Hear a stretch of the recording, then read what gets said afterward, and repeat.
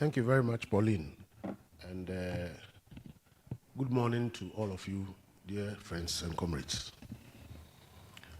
I'm very glad to be associated with this 30th anniversary celebration of Third World Network Africa. And I noticed that today all of us on the podium here are old comrades, you know, dating back from the 70s, actually.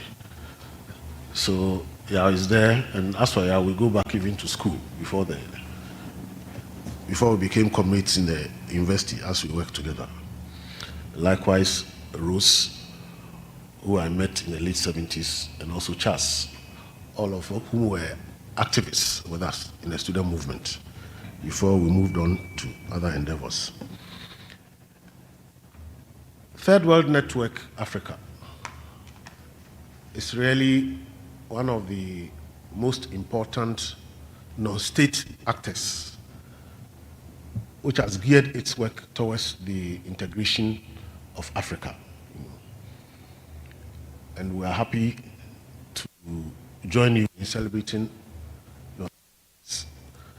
When we came in, as we were doing the registration, some videos were being shown of some of the work that TWN-Africa has been doing over the years, particularly in mining, work covering mining communities, work supporting small-scale miners, artisanal miners in mining communities, both in gold and salt, to assert their rights, mainly against big capital and also sometimes big capital supported by the state. So long before talk of Galamsey became so big in this country, those who have followed TWN's work know that they have been involved in trying to promote the rights of small-scale miners to work in ways that benefit miners and their communities, and not in ways that destroy the environment and water bodies.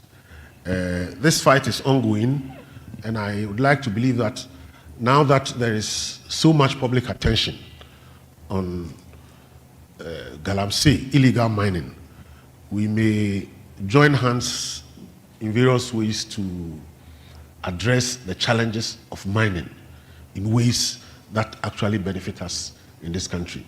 Because as we know, the resources exist around the country, and you just can't say that they should continue to stay in the earth. But if we are going to mine them, we must mine them in ways that we benefit from them, especially first in the communities themselves and then in the larger society.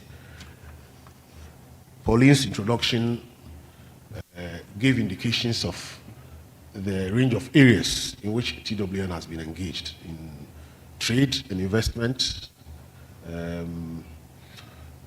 particularly work with the WTO, helping non-state actors and even governments to know how to intervene with the WTO.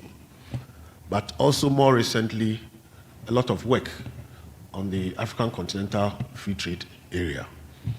What I think is quite distinctive about TWN's work is the way in which it reaches out and builds partnerships with other non-state actors. Pauline mentioned that I was General Secretary of the ITC Africa for many years, and for many years we worked with TWN, with the African Mining Vision, with climate justice and all that. So we are happy that today TWN is celebrating its 30 years, and we are going to be listening to Dr. Al Graham, who has been coordinator of TWN Africa since it began. Yao is an alumnus of St. Augustine's College, Senior High School. That's what it is today, St. Augustine Senior High School. Well, we used to call it St. Augustine's College, you know, way back then in Cape Coast. After senior high school, I studied law at the University of Ghana, and then went on to obtained an LLM in International and Comparative Law from the Free University of Brussels in Belgium, and later on a PhD from the University of Warwick, Coventry in the UK. When Yao finished with his formal studies and came back, one of his main jobs was to start as the founding editor of Public Agenda, Public Agenda newspaper. But beyond working as a journalist, he has also worked as an expert for various UN organizations and also for the African Union. He was a member of the International Study Group on the reform of Africa's mining regimes, set up by the UN Economic Commission for Africa and the AU Commission. And this produced the Minerals and Africa Development, produced a report, Minerals and Africa's Development. This was in 2011. And it was this report that anchored also the intellectual processes around the African mining vision and its to the 2011 action plan. It was also part of the team which produced the Country Mining Vision Guidebook 2014 and the Africa Mineral Governance Framework 2017. He is a member of the editorial working group of the Review of African Political Economy. So today, we'll be listening to Yao Graham on TWN-Africa, organizing for equitable and for transformative policies, organizing for equitable and transformative policies. Brothers and sisters, it's my pleasure to invite Dr. Yao Graham to take the floor.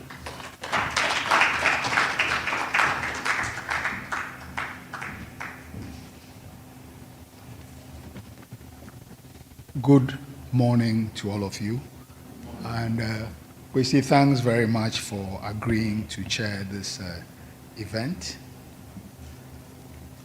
I think it's appropriate at the beginning of this presentation to thank the employees of Third World Network Africa, past and present, members of its Executive Council, partner organizations, including funders who made it possible for TWN-Africa to work and survive to 30. I want to also especially thank Charles Abugre, who is sitting here with us, whose vision and drive led to the creation of Third World Net Africa. Charles brought the founding group together and set up what started as the Africa Secretariat of Third World Network. And in fact, Charles was the founding coordinator of Third World Network Africa. Third World Network Africa was founded 10 years after the creation of the International Third World Network, which was the product of an international conference held in Penang, Malaysia, where a group of activists around the world who were concerned about the growth of neoliberalism came together to set up a network through which they would promote the development of the Global South and also to challenge the dominance of neoliberalism. Incidentally, Third World Network reached its 40th anniversary on the 14th of November. Third World Network Africa actually was founded in August 1994, but we started the celebration this month. So incidentally, our anniversary here also is a moment to give a shout to our colleagues in Malaysia and wish them also the best as they mark 40 years. I think it's also important to thank ISODEC, who hosted TWN-Africa in its first 4 years and has been a key partner in the life of the organization. 30 years on from when TWN-Africa was founded, it is firmly established as an influential and respected Pan-African policy advocacy organization which has made important contributions in the areas of international and investment policy, minerals and development, finance, and policy alternatives in a number of other areas. TWN-Africa is working with partners in Ghana, across Africa and the world, has worked for policies that challenge the dominant neoliberal order and for equitable and transformative alternatives. We can proudly point to more than 25 years of working with labor organizations producers' organizations of artisanal and small-scale miners, farmers, and industrial producers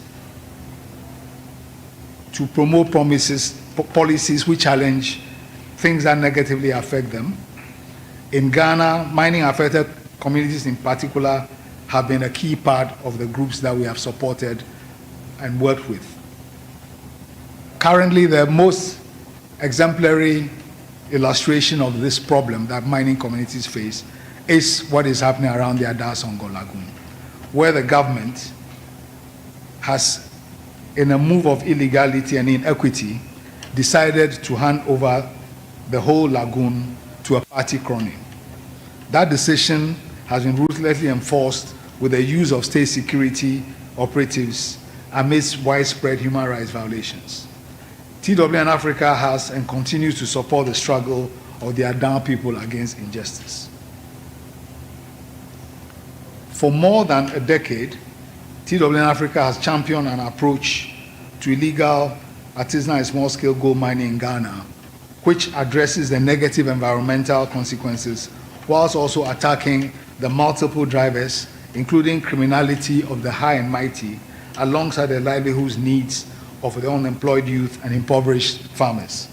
This is the context for our partnership with the Ghana National Association of Small-Scale Miners to defend their right to exist and work in a climate where, incidentally, people end up conflating illegal mining with legal miners, with the result that actually, with that approach, the only legal miners who will be left in the landscape are the large-scale foreign-owned miners, and Ghanaian enterprise will be destroyed.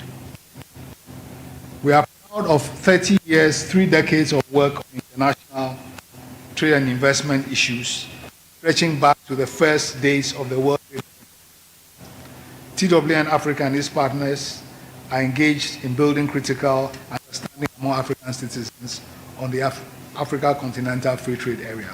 And the key vehicle for this work has been the Africa Trade Network, which TWN and other organizations founded, more than 25 years ago. We continue to build on our role in the development of the agenda of the African Mining Vision. TWN-Africa and its partners are working to ensure that Africa's critical minerals are exploited to support the continent's energy transition and not become additional raw material exports for paltry mineral revenues. 30 years ago, the creation and mission of Third World Network Africa was a challenge to the dominance of neoliberal policies in Africa and the world, and the claim that there was no alternative that accompanied it. The creation of TWN-Africa was also about contributing to African agency in choice and expression in the international policy arena. From 1984, Ghana speedily established itself as the African star of neoliberal economic policies. By the mid-1990s, more than 40 African countries had implemented SAPs. Many countries were weighed down by debt. In 1994, the shoots of political liberalization were spreading across the continent, including Ghana, but many countries were still under authoritarian rule or caught up in conflict. Policy advocacy in the international arena and crisis and debt-ridden African countries which had lost their agency became important. In the international arena, the loss of agency by African countries meant that the continent was subjected to policies devised by the Bretton Woods institutions and allied Western donors acting through the United Nations and other international institutions. The collapse of the Soviet Union and the Eastern Bloc turned the US into a hyperpower, fronting a Western exuberance about the dominance of neoliberalism and Western values. The political scientist Francis Fukuyama famously expressed the mood of Western exuberance when he declared in his 1992 book, The End of History and the Last Man, that the unchallenged dominance of the West and its political values after the Cold War marked the end of history. In Africa and the global South, however, citizens crushed by SAP's policies and struggling for political space were insistent on making their own history.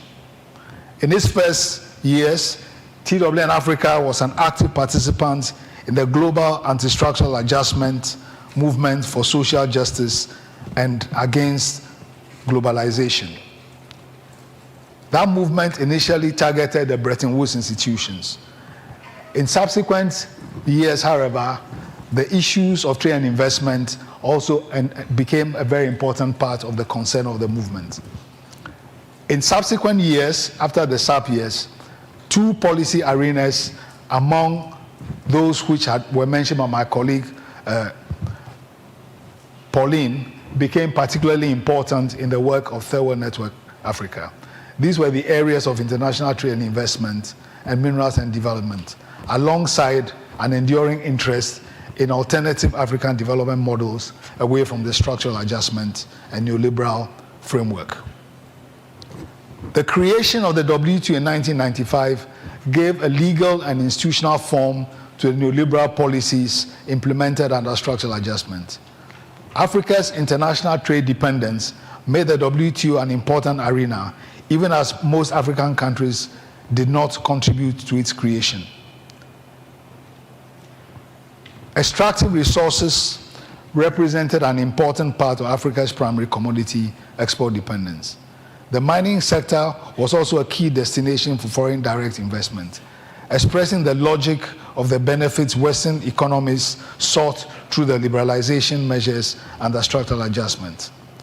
Loss of national control over mining was a strong statement of the logic of structural adjustment, and the dispossession and rights violations triggered by the mining boom created a large body of citizens who were negatively affected. These factors and others partially explained why these two areas gained traction in the work of TWN above others. In addition to their importance in the African economy and the global order, the issues around those two thematic areas expressed TWN-Africa's Pan-African remit. In addition, they also capture the key issues of the struggle for an equitable and transformative African development vision and agenda in the face of foreign interests. African agency by citizens and governments, democratic accountability of African governments, the struggle for civic space and free expression by citizens against the authoritarian reflexes of public institution officials are all issues which have been highlighted over the past 30 years of struggle around trade and investment issues and extractives, not only by Third World Network Africa, but by other organizations. The collapse of the mineral economy from the 1980s was a key factor in Africa's economic decline. And in Ghana, in 1980, the Liman government took a decision to try to revive the gold industry.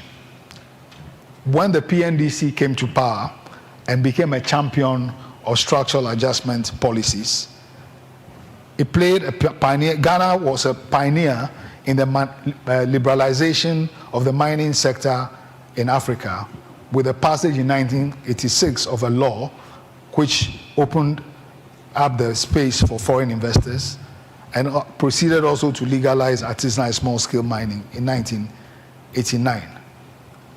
Mining policy, however, was primarily focused on gold, as the government was interested in quickly reviving export earnings. Ghana's path of liberalization became the model for most African countries in the wave of liberalization that followed from the 1990s, framed by the World Bank strategy for African mining. Over the past 3 decades, the African mining industry has revived and expanded not only in traditional mining countries, but also there have been many new entrants into mining. The commodity boom driven by the consumption of China and other Asian countries has been very important in this revival. In the process of liberalization and privatization, national mining companies, which used to be dominant across Africa, have disappeared. And the sector is now dominated by transnational corporations, except in some North African countries and South Africa to some extent. In most of sub-Saharan Africa, however, local capital has been confined to the artisanal and small-scale mining sector and to providing services. In the process, public ownership in African countries has been hollowed out. And Ghana is a good example of the hollowing out of public ownership to be replaced by the dominance of foreign capital. TWN can rightly claim to have played a key role in the transformation of public awareness and attitudes on minerals and development issues in Ghana.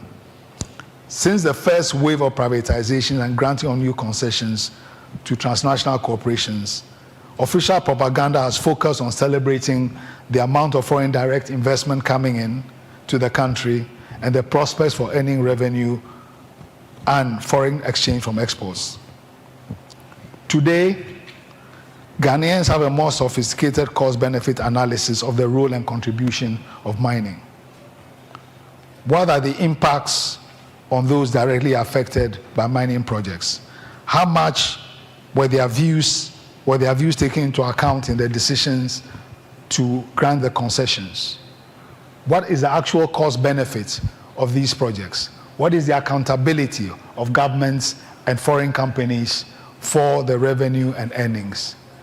Are there any linkages being developed between the mining sector and the rest of the economy?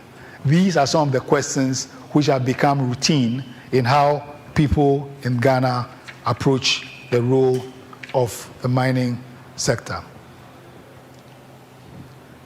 TWN's work on mining in Ghana from the very beginning has been through partnerships, not only in Ghana but also across the continent.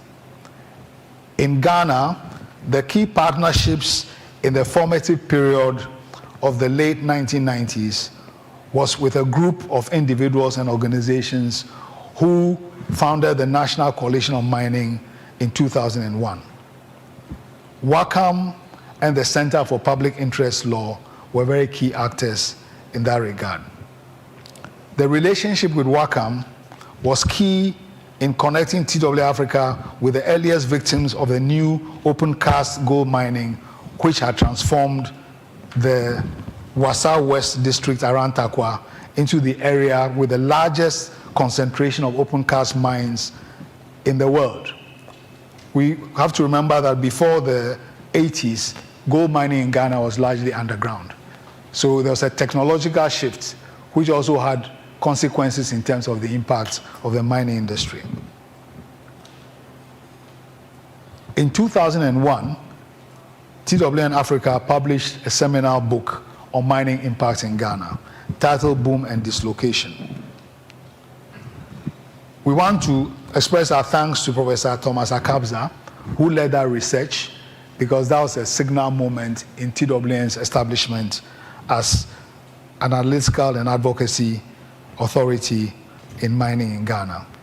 The research was aided in an important way by the connections that the leaders of WACAM, Daniel and Hannah Osu-Kranting, had in the area. The model of how we worked in the Takwa area became a template for our work in other parts of the country subsequently.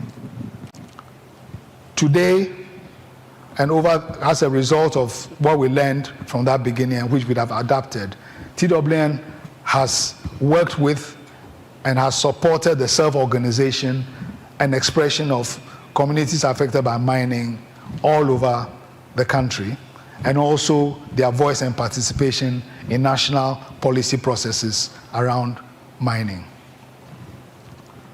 We have worked with communities in the salt mining areas along the Keta Lagoon.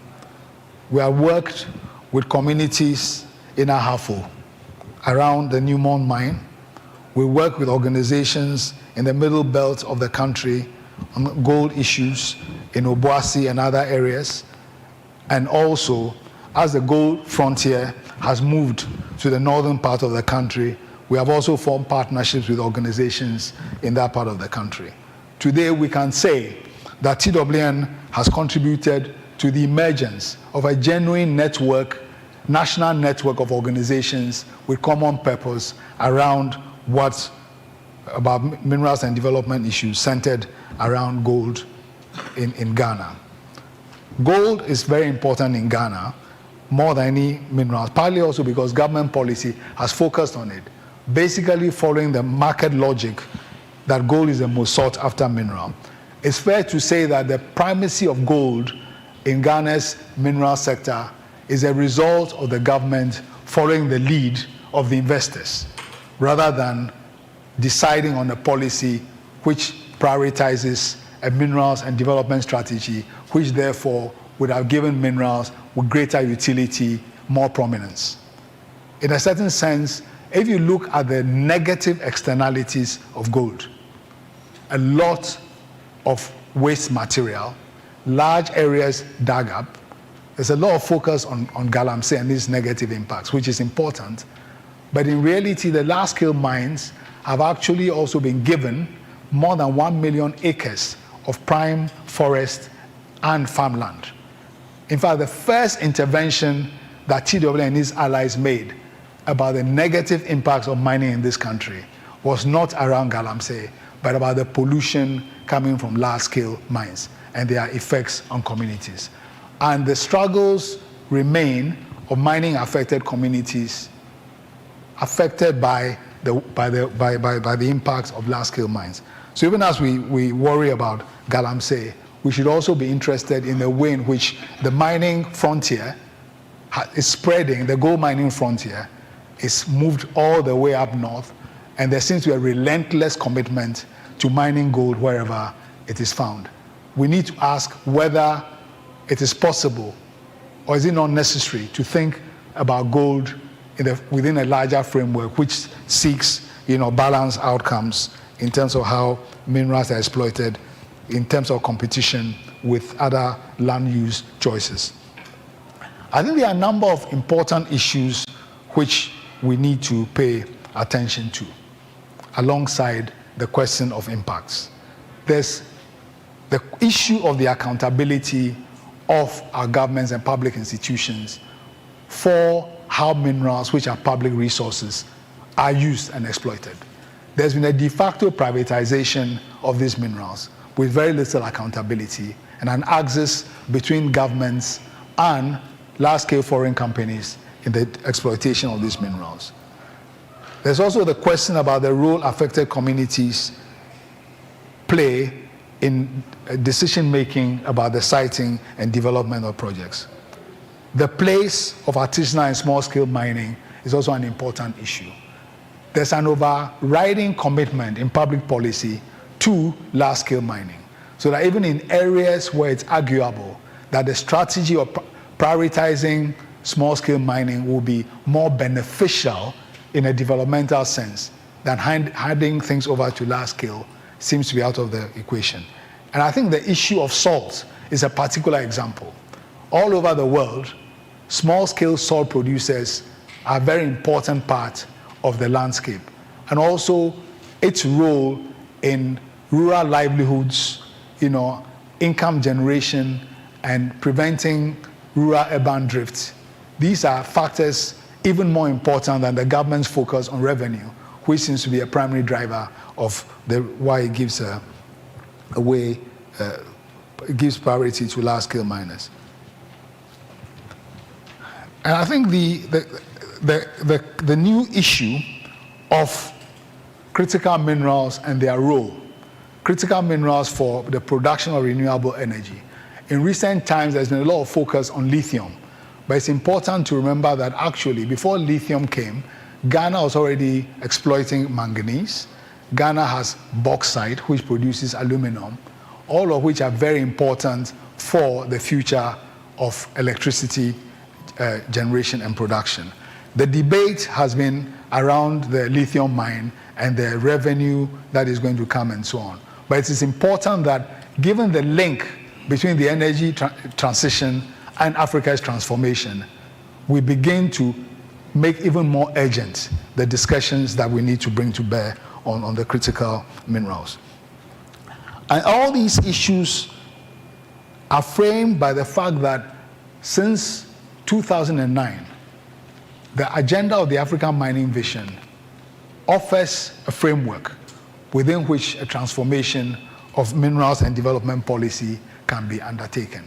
To date, the focus has been on how to increase revenue, and also some talk about linkages building, although in practice, very little has happened on that front.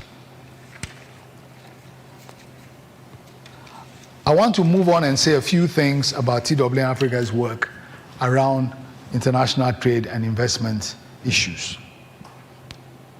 The creation of the WTO in January 1995, 8 years after the initiation of the Ugo Round trade talks, transformed the international trade and investment regime.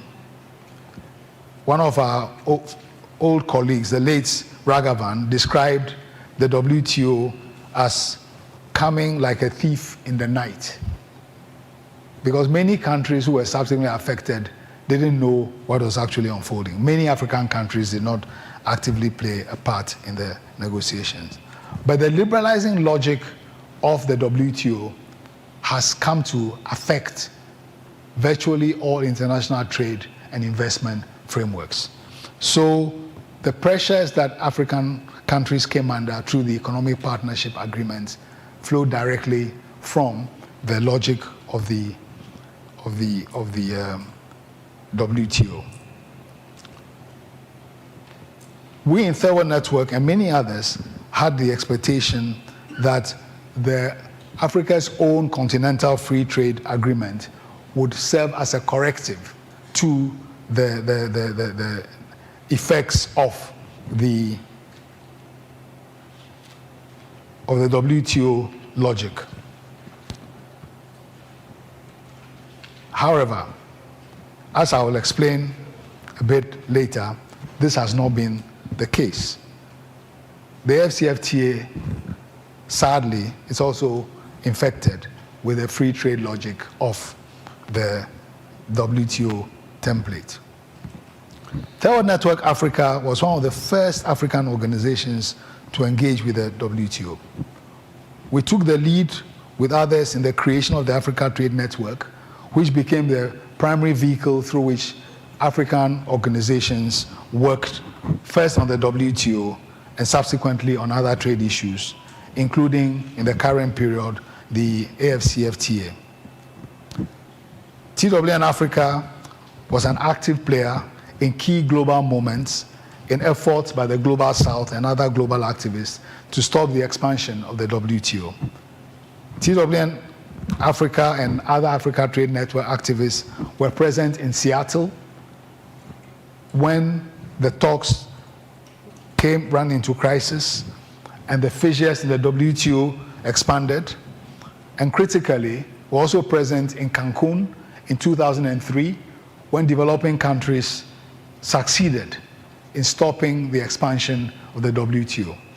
It is fair to say that since Cancun, the WTO has been a crippled entity. But that has not stopped the free trade logic, of course, from beginning to find its channels and proliferations into that other areas. The ATN, based on its experience from work on the WTO, was a critical vehicle for how African organizations responded to the dangers posed by the European Union's economic partnership agreements. For more than a decade, TWN and its allies struggled against the free trade logic of the EPAs. Although the EPAs were signed in many regions, it is fair to say that the resistance of African citizens supported by organizations like the ATN, which brought together a broad range of actors, NGOs, trade unions, producers, small and big, managed to substantially derail the broad logic of the EPA. Sadly, when it came to the creation of the AFCFTA, the hope, the expectation that the AFCFTA would help repair the damage caused by the WTO and the EPAs have not been fulfilled. Some of the same procedural mistakes of inadequate consultation and engagement with affected constituencies has marked the work around the AFCFTA. The AFCFTA's free trade logic is now fully embodied in the completed protocols. A lot of citizens have not engaged with the AFCFTA because it seems many people conflated their own Pan-African expectations of a kind of Kwame Nkrumah type integration with the reality of what the AFCFTA actually was in practice. With the conclusion of the protocols, the challenges inherent in the design are becoming visible in the implementation phase. And this is an issue that we would like to suggest that more and more people should engage with, because this is an African problem and only we Africans can solve it. The AFCFTA and the African Mining Vision are two protocols which in a way flow from Africa's rediscovery of its own agency with the adoption of Agenda 2063. Agenda 2063 set out a vision for Africa's transformation.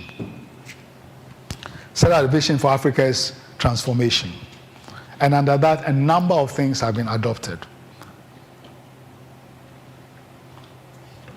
And the adoption of Agenda 2063 also brought back to the fore issues of Africa's structural economic transformation. And the issue of Africa's structural economic transformation and, critically, the issue of industrialization, which had fallen off the agenda, is very much part of the issues that TWN-Africa has engaged itself with. In Ghana, the present government announced Ghana Beyond Aid and also set out two programs which we thought were important markers of the direction in which we should be going if we want to undertake structural economic transformation. These are the One District, One Factory project, and also Planting for Food and Jobs. We carried out research on these two projects, and the results are disappointing.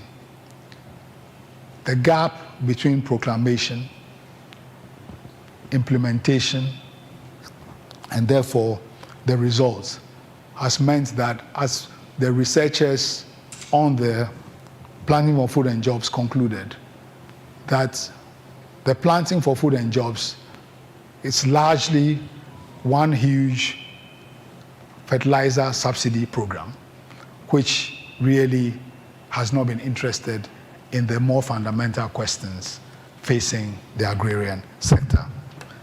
The lack of coordination between the Planting for Food and Jobs and the One District, One Factory meant that the transformative possibilities also of the One District, One Factory were not achieved. And then there were also issues of incoherence, in the program.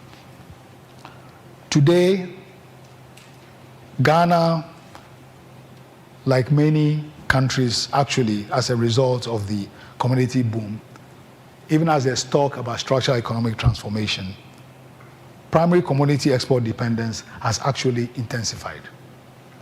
That intensification and the problems that it generates in terms of volatility and subjection to global processes have been an important reason for the crisis that many African countries face, including those who are suffering debt. We know that once COVID hit and the international economy closed down, many African countries began to suffer. Of course, in the Ghanaian case, the crisis has been compounded by mismanagement and corruption. So that as we are here marking 30 years of TWN, the context within which TWN started, where debt and crisis was an important part of the context, has emerged in some important ways. But the context of the global context of today is different in several regards. Multilateralism, which was an important context within which TWN-Africa and its global allies operated, is in crisis. A declining United States of America is lashing out at its main challenger, China. The climate emergency and the energy transition are key new elements of the global situation. And there's a recognition that planetary limits must guide consumption, which also has implications for countries who engage in raw material production and export. Africa's needs and imperatives, however, remain largely unchanged in this situation. The structural issues, the primary commodity dependence, the current issues of the debt overhang, and the fact of Africa being a resource battleground remain very key, are key issues. Politically, many Africans are faced with choiceless electoralism in their own countries. We head into an election and a lot of debate about what are the policy alternatives that any of the parties could be offering. But all these go to show that growth as such, without transformation, really is not the way forward for the continent. And where we are 30 years after we started TWN-Africa, although we can point to some shifts and having contributed to some critical successes, great tasks remained to be addressed. And in that regard, I think I want to refer to elements of a declaration that was adopted in April 2002, when TWN-Africa and Codesria hosted a conference to discuss the new Partnership for Africa's Development, which was being touted as the way forward for the continent. That conference basically rejected the neoliberal logic of NEPAD and asserted that whatever we do sectorally, without an overarching framework of transformation, which anchors sectoral choices, Africa's crisis would continue to recur. Growth over the past 30 years, driven by the commodity boom, has enlarged African economies. But inequalities, large numbers of people remain in poverty, and economies remain fragile. And in that declaration, we concluded that an alternative framework was critical for Africa to be able to go forward. And that alternative framework must have an agenda for how Africa operates in the international economic environment, taking account of the changes that have taken place now, including new actors like China and Turkey and so on, Last year, the biggest investor in Africa was not China, but the UAE, the United Arab Emirates. All of these countries have agenda in Africa. So how Africa acts in international environment is very key. At the local level, local, national, regional, and Pan-African level, development policy must promote the productive sectors and also public services to ensure that Africa and its citizens are prepared and able to build such economies, with intersectoral linkages. The state, which has been reconfigured to service foreign capital and also neoliberal projects across Africa, has to be reconstituted into a developmental state. A state for which social equity, social inclusion, respect for human rights form the base of economic policy.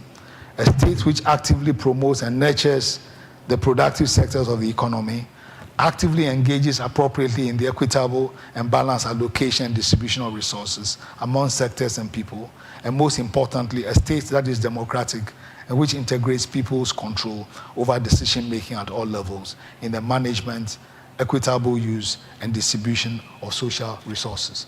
Now, this demand ultimately is a political demand, because we're in a country where we've seen examples of shrinking civic space, not only in the brutalization of communities in mining affected areas, but recently at the national level, protesters who scandalously were hauled off and locked away for weeks over petty incidents connected with exercising the right of expression. We live in a country where these things are going on in spite of the explicit provisions of the Constitution, which place an obligation on the state as part of its developmental responsibility to create an enabling environment for people to express themselves in the development process. The call here for a certain kind of state is also a demand for a certain type of political class who are able to develop a vision of leadership and transformation. For 30 years, Third World Network Africa has worked for the realization of that vision in various sectors, but more broadly also in the formulation of alternatives and a development paradigm which is transformative for Africa. And we look forward in the coming years to continue to work with our partners around this agenda. Thank you very much.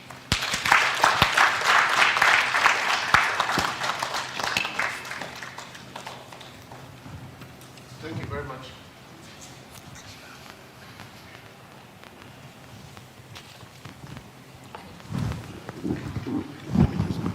Yeah.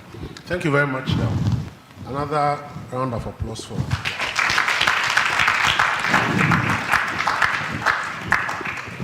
You actually managed to save some funds.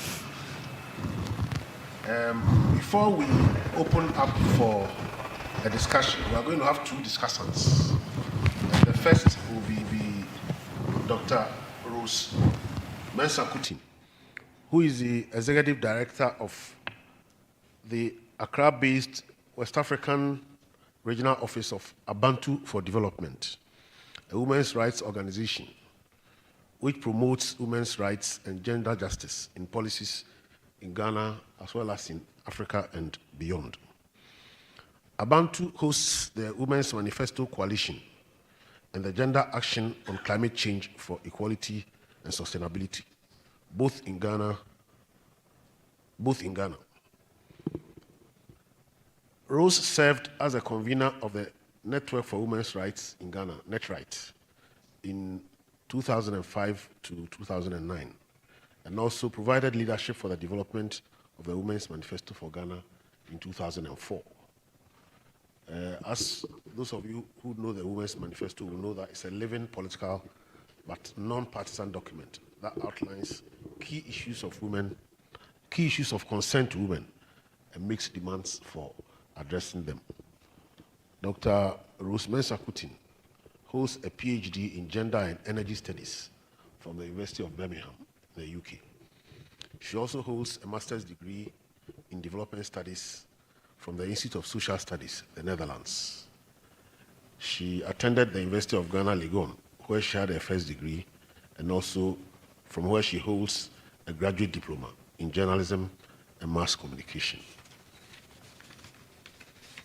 Rose has carried out research and several assignments on energy, water, climate change, oil and gas from a gender justice perspective for international, regional, and national agencies. She's also the proud recipient of a special award, namely the Martin Luther King Jr. Award for Social Justice and Peace in 2018. Ladies and gentlemen, Dr. Rose Mensah-Kuti.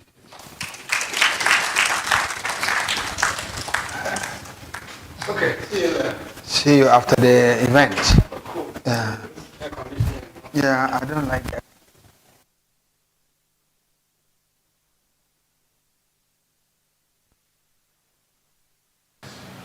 Mr. Kwesi Mankwa, I show you. Oh, okay. Is it on? Yes. Okay.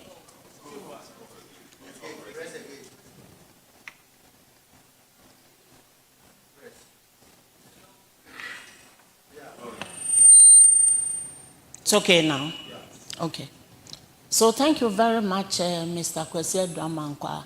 I thought I had sent in a shorter version about myself, but that was not to be. I think today is a day for celebration because 30 years of setting up a process of engaging with different actors through the establishment of the Third World Network, which derived its existence from a relationship with the International Third World Network based in Malaysia. It's no small feat. I think 30 years is worth celebrating, and I think those of us here are privileged to be part of this celebration. So we want to take this opportunity to celebrate the Third World Network Africa for making it possible for this amazing piece of work to be done. So congratulations, Third World Network. Similar to what the coordinator of Third World Network did by acknowledging the role of the staff, I would want to also add my voice to that. These days, we all bandy around the word sustainability, sustainable development, sustainability, and what have you. And I think that much of the work that Third World Network Africa has succeeded in doing is because of the commitment of the staff. I was pleasantly surprised that when I got here, I saw many of the people who were there several years ago when I used to go there regularly, either to support TWN's work or to try to forge the Network for Women's Rights in Ghana, which has now comes to stay as a strong space and voice on issues of women's rights in Ghana. And so that is very important, and it says something about TWN-Africa and its commitment to making women's rights, gender equality, issues of feminism as a center point of all the struggles that it has engaged in. And so I want to also acknowledge all the staff who have remained, not because salaries are good, but because the work is uplifting, the work is worthwhile doing, and we hope that in the coming years, you will serve as role models and mentors for newer intergenerational persons who will come in. Dr. Yao Graham talked about TWN's work and focused quite extensively on the work that it has done with small-scale miners in terms of shaping policy, in terms of providing leadership at the Africa continental level about some of the policies that will really position us in ways that will enable us to negotiate better within the context of the neoliberal economy that he alluded to. Now, I think that that work is so important and so critical, and we must always remind ourselves of our histories regarding the work that we have done over the years in particular sectors of the economy. And I think one of the things that Third World Network Africa has to bring back is the language, or what I might want to refer to as naming. Because now we all say galamsey, we all say illegal mining, without unpacking and trying to understand what is really behind those words. For Third World Network, framing has always been very critical, because they have always positioned themselves on the side of the marginalized, on the side of those who are least able to have their voices heard, to have their issues heard, and who are often the ones who lose when powerful institutions and individuals are engaging with resources at every level that you can imagine. And so I think that issues of benefit to local miners, and they were able to really focus on small-scale miners in Ghana. And so it was not as if they were condoning the illegality or they were condoning the destruction of the environment, the pollution of our waters and so on. But they were saying that it is legitimate for ordinary citizens, poor people who live in our communities and who are interested in mining, to do it in ways that can be of benefit to them, in the same way as those who come in from outside the country to engage in mining. And so the power relationship issue that has been central to TWN's work is something that we really must pay attention to, because they always recognize that there are inequalities embedded in social relations, embedded in policy-making processes, and embedded in how policies are implemented on the ground.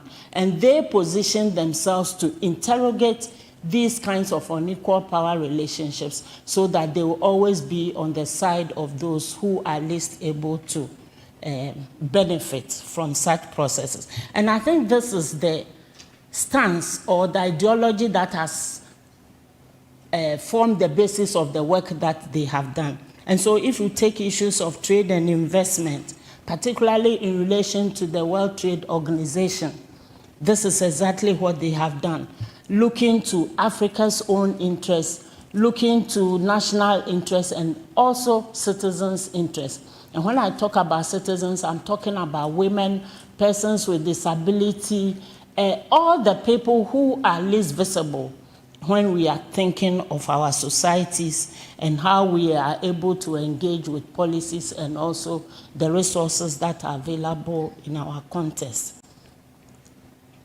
And so for us as women's rights organizations, those of us who dare to call ourselves feminists, we think that our work has been enriched by the work of TWN, because whether it was issues of the World Trade Organization, whether it was about issues of the structure adjustment programs and so on, through our relationship and our partnership with Third World Network, we gained insights, deep insights about issues that we had not thought about before. For instance, I think the women's rights movement initially focused on issues of identity in that sense, because we're looking at the world and feeling that we have been so marginalized, we've been denied so many things, and then also that we were suffering a lot of discrimination and abuse.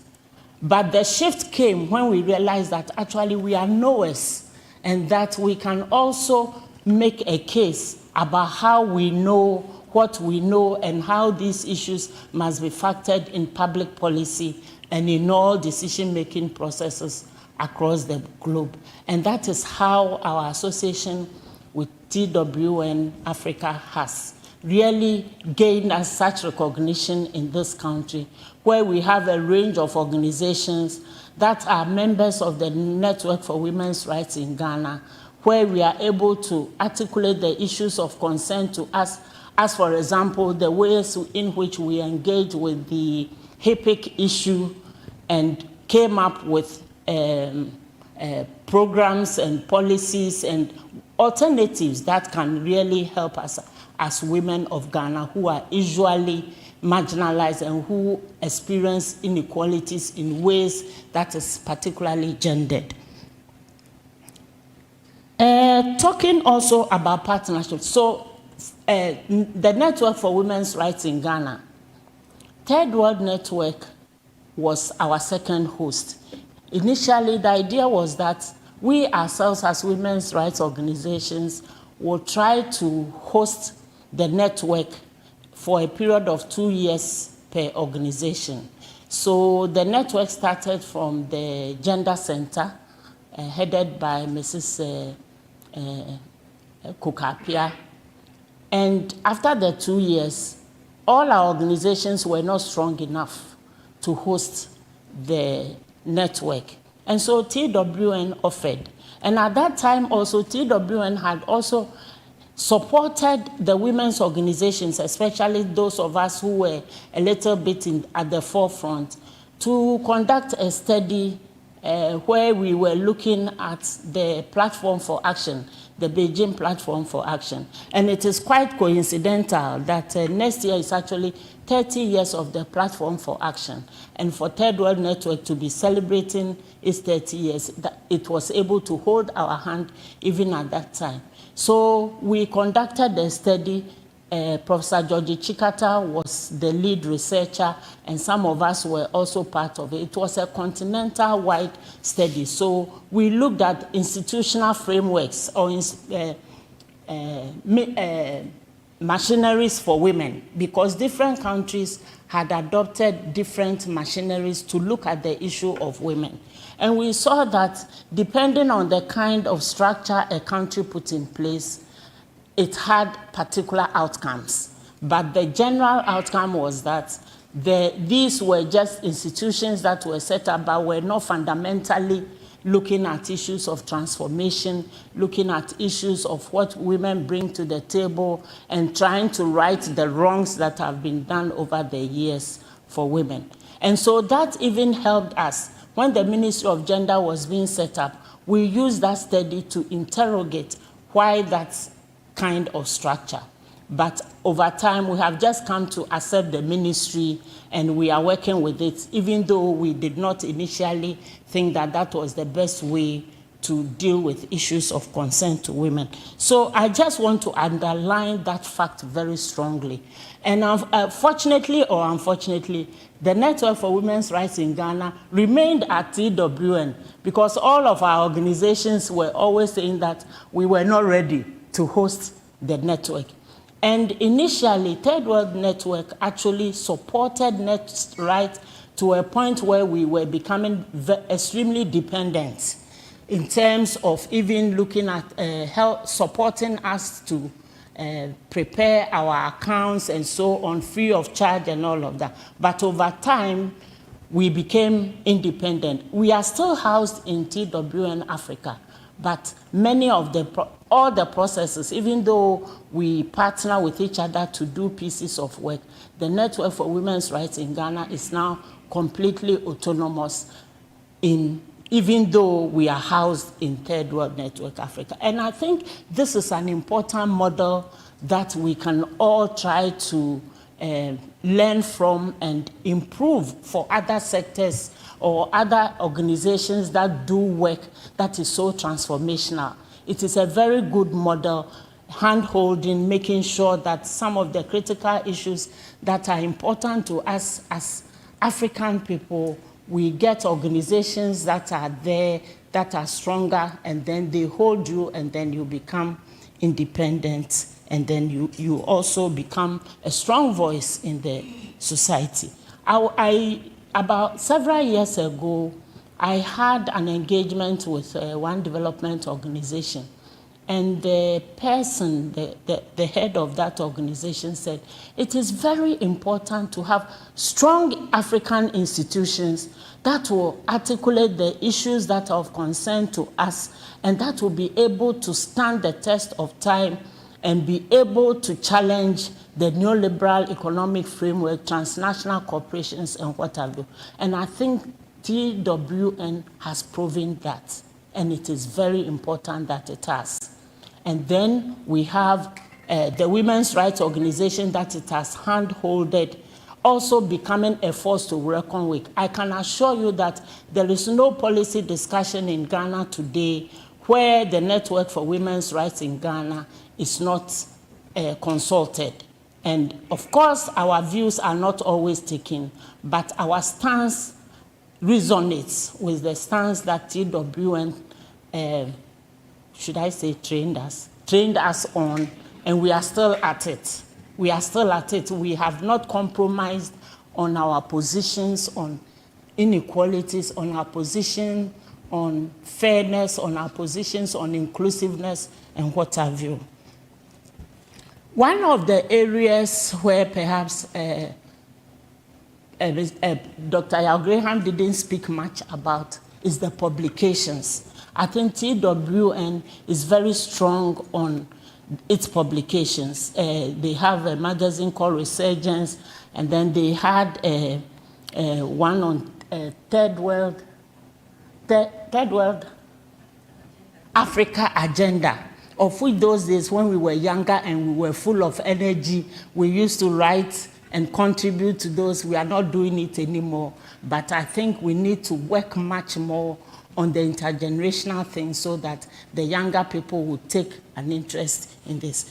I am very much concerned about the political thinking and approaches that we use these days. It's like we just do things because that is how things are done. I think that we need to go back and learn from organizations like Third World Network about their political stance, their strong political stance on transformation and equity principles, because really this is what will inure benefits to the majority of our citizens. Issues of, and one of the things Yaw Graham said, which I would want to point to, is the accountability issues that he referred to. I think this is very critical. It is not like the past where you cannot advocate for transformative approaches in dealing with social issues, economic issues, and political issues. Even if you take the energy sector, so much work has been done in terms of recognizing that actually access to energy and its use, in fact, production access and use of energy is actually gendered, and significant requirements, principles are in place for even these multinational corporations and so on to comply with. So these will be minimum accountability requirements that we should be aware of and really struggle to make sure that they are in place, whether it is in the area of mining, trade, investment, or what have you. So it is very, very important that TWN has taken its work very seriously. It does a lot of research, policy advocacy, and also institutional strengthening.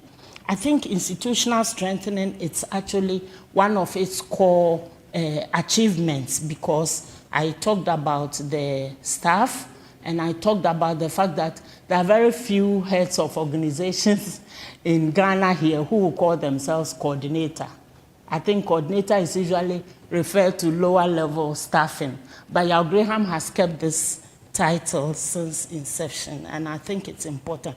And sometimes we listen, I think sometimes we listen a bit too much to the donor community, and so they put pressure on us to do this. I think we must always remember what our issues are and how we deal with them within the spaces that we occupy. There was also the mention of a book that has been produced by Thomas Akabza on mining, and I would like to say that that book, which was actually supported by Third World Network, helped us a lot, and even coming into contact with somebody like Thomas Akabza. So when Ghana was developing the legal frameworks for petroleum, oil, and gas work in Ghana, we, as the Network for Women's Rights in Ghana, benefited a lot because we were able to work with that knowledge and with that person in order to bring in a gender perspective into the ways those laws were being framed. And I think this is something, it is a strong legacy that TWN has given us as the women's rights organizations, recognizing that it is okay for us to speak about inequalities. It is okay for women's rights organizations to present their issues in ways that increases the quest for transformation and equity. In terms of going forward, I think Dr. Yao Graham mentioned a number of things looking at the current context within which this kind of work can continue. I think the knowledge and the stance of TWN-Africa, its struggle against neoliberalism, I think is so critical. And they have produced so much knowledge, and I think that knowledge should be out there. I don't know what form that can take, but I don't know whether it can establish an institute of some sort of learning, because it is needed, especially among the younger generation, because we cannot keep all this knowledge in books, because there are different forms of engagement now, social media, what have you. And so I think this work has to really translate into information that equip people to think in transformative ways, to think beyond the status quo, so that we can ensure that marginalized groups really benefit from the resources that we have in our country. Climate change issues, a whole lot of work that has been done by Third World Network. And once again, I think that knowledge is always different from the mainstream, and that is also an area where Third World Network must do very well in terms of sharing that information in a very popular and broader sense. The energy transition issues and how we become much more aware about the nuances. So it's not like it's just a flat, a neutral ground that we are playing in. There are power relations involved, and we must ensure that we continue to interrogate these issues in ways that is really informative and beneficial to us as Ghanaians. I've always wondered whether the policy engagement work of TWN-Africa is sufficient in creating transformation, because we know in Ghana here, it is the political elite, and then also we have the chiefs, we have the chiefs, and then we have the priests also, who are really very powerful.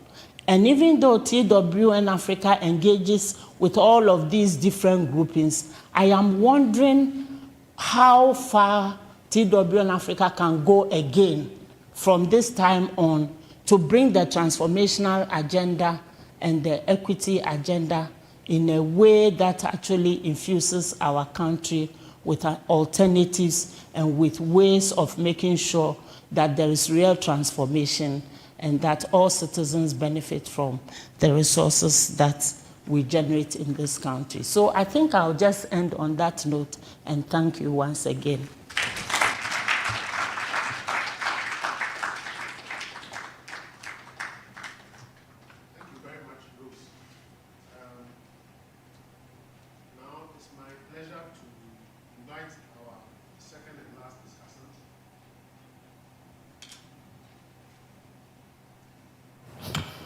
Thank you. It's my pleasure to invite our second and last discussant, Charles Abugri. Charles is the Executive Director of International Development Economic Associates, IDEAS. So we'll be hearing some ideas today.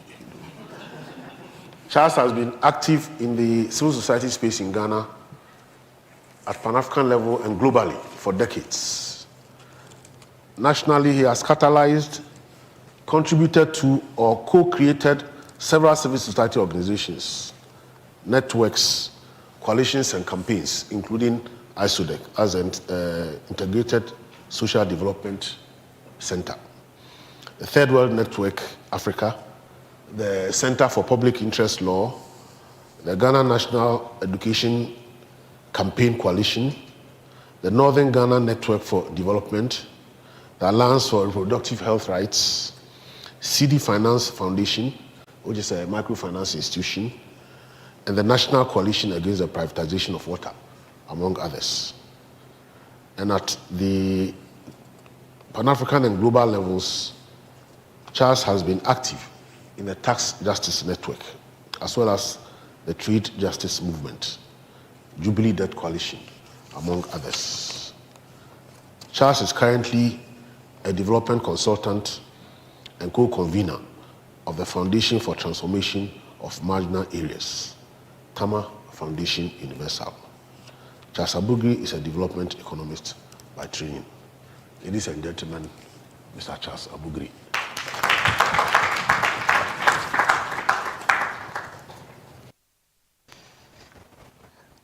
Thank you, Mr. Chairman. It reminded me of roles I had forgotten of, but appreciated. First, I would like to sincerely congratulate Third World Network Africa for a remarkable achievement over 30 years.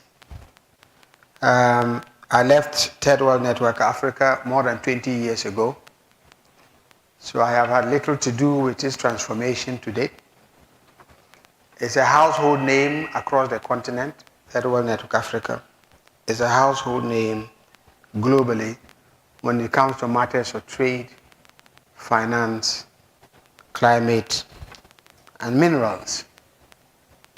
I am aware that it's not about to die soon. It has another 3 decades to go. So we should be, many of us will probably won't be there for the next 3 decades, but we pray that it does that. In congratulating Third World Network Africa, there are a number of people that remind me. 4 of them passed on, and 1 still alive, who it will be remiss not to acknowledge them in the journey that Third World Network Africa started in the 1990s. The first person is a South Asian woman called Agnes Joseph. Agnes Joseph used to work for a Dutch organization called NOVEP. It was through Agnes Joseph that I got to know Martin Korkok-Penn, the founder, the first director of Third World Network International. Spent time with him, and he pushed us to establish Third World Network Africa. Martin Kor was a protege of another Malaysian called Mohammed Idris. Mohammed Idris founded an organization called the Consumer Association of Penang, and it was under the Consumer Association of Penang that the conference was held to take a look at the consequences of the demise of the new international economic order at that time, and it's from this conference that Third World Network was created. I have Mohammed Idris also passed, and I would like to pay tribute to the 2 of them. The 2 remaining people I would like to pay tribute to is one is a Canadian and the other is a Ghanaian. Both also passed. The Canadian is a man called John Mihevik. In fact, he's called John Miheyo. John Miheyo used to be head of the Policy and Research Division of Kairos, Canada, which is Justice and Peace Canada. It's a Catholic Church entity and movement. John was crucial together with Agnes Joseph, in helping Third World Network Africa raise its first set of funds to get going. The last person I would like to acknowledge is a man called Dr. Joseph Awindo. Dr. Joseph Awindo was one of the very first staff members of Third World Network Africa. He was the only person who knew what to do with a computer. So he helped us to set up things that didn't have anything to do with computer. And it was partly his ability to spin what we could do with a computer that convinced the Canadians to give us some money. So I would like to pay tribute to Dr. Joseph Awindo. I want to frame my remarks around the themes that Pauline laid out as the key guiding themes for Third World Network Africa's work over the years. In beginning, the globalization in Africa, and currently the work organized around Africa's economic transformation.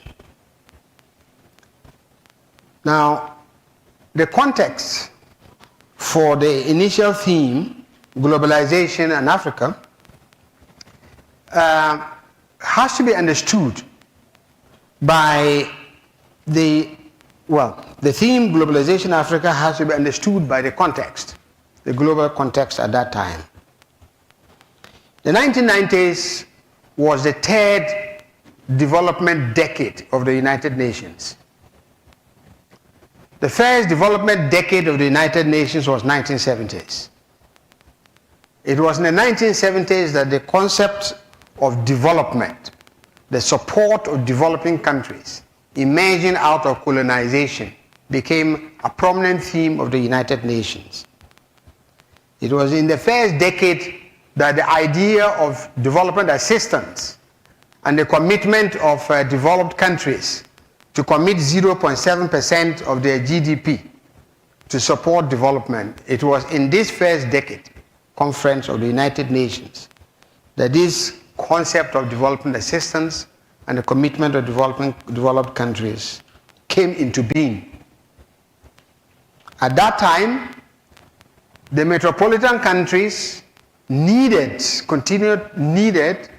for their continuous industrialization the commodities of developing countries.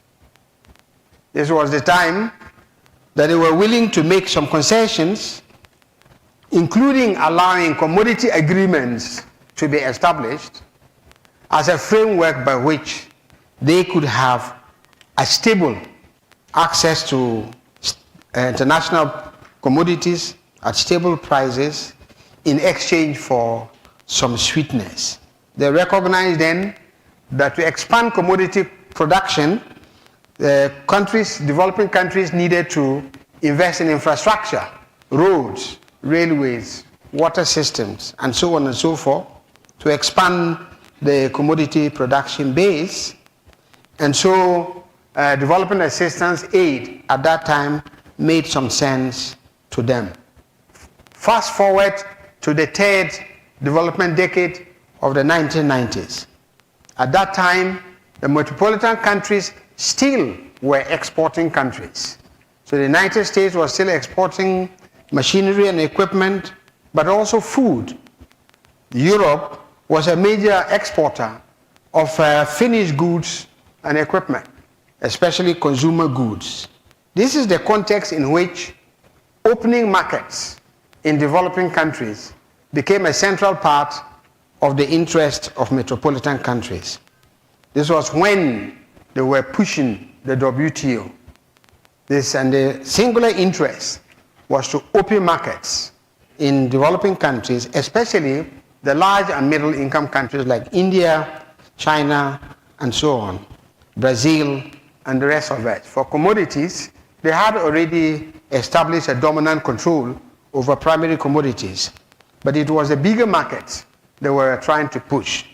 So in the fight in the WTO, you could see that countries like India fought to protect their farmers, their food, their sources of food. and the rest of us fought to reduce dumping into our countries. This was the agenda of the WTO. Two other elements of the WTO agenda, which then suited the metropolitan countries at that time, was market liberalization for finance and investment. So there were the investment treaties. At that time, the transnational companies, large companies, profits were declining in the United States in particular. They fought to dismantle rules for the private sector, especially finance capital, domestically. Once they succeeded in doing so with Reagan and others, they then started to explore the liberalization of markets internationally. This was the beginning of financialization and the drive to financialize the world. This was when money was made simply by creating instruments and rather than investing in the real economy. So the WTO became an important instrument for opening markets not only for goods that they're exporting, but also for finance, where finance capital was becoming more and more dominant and important.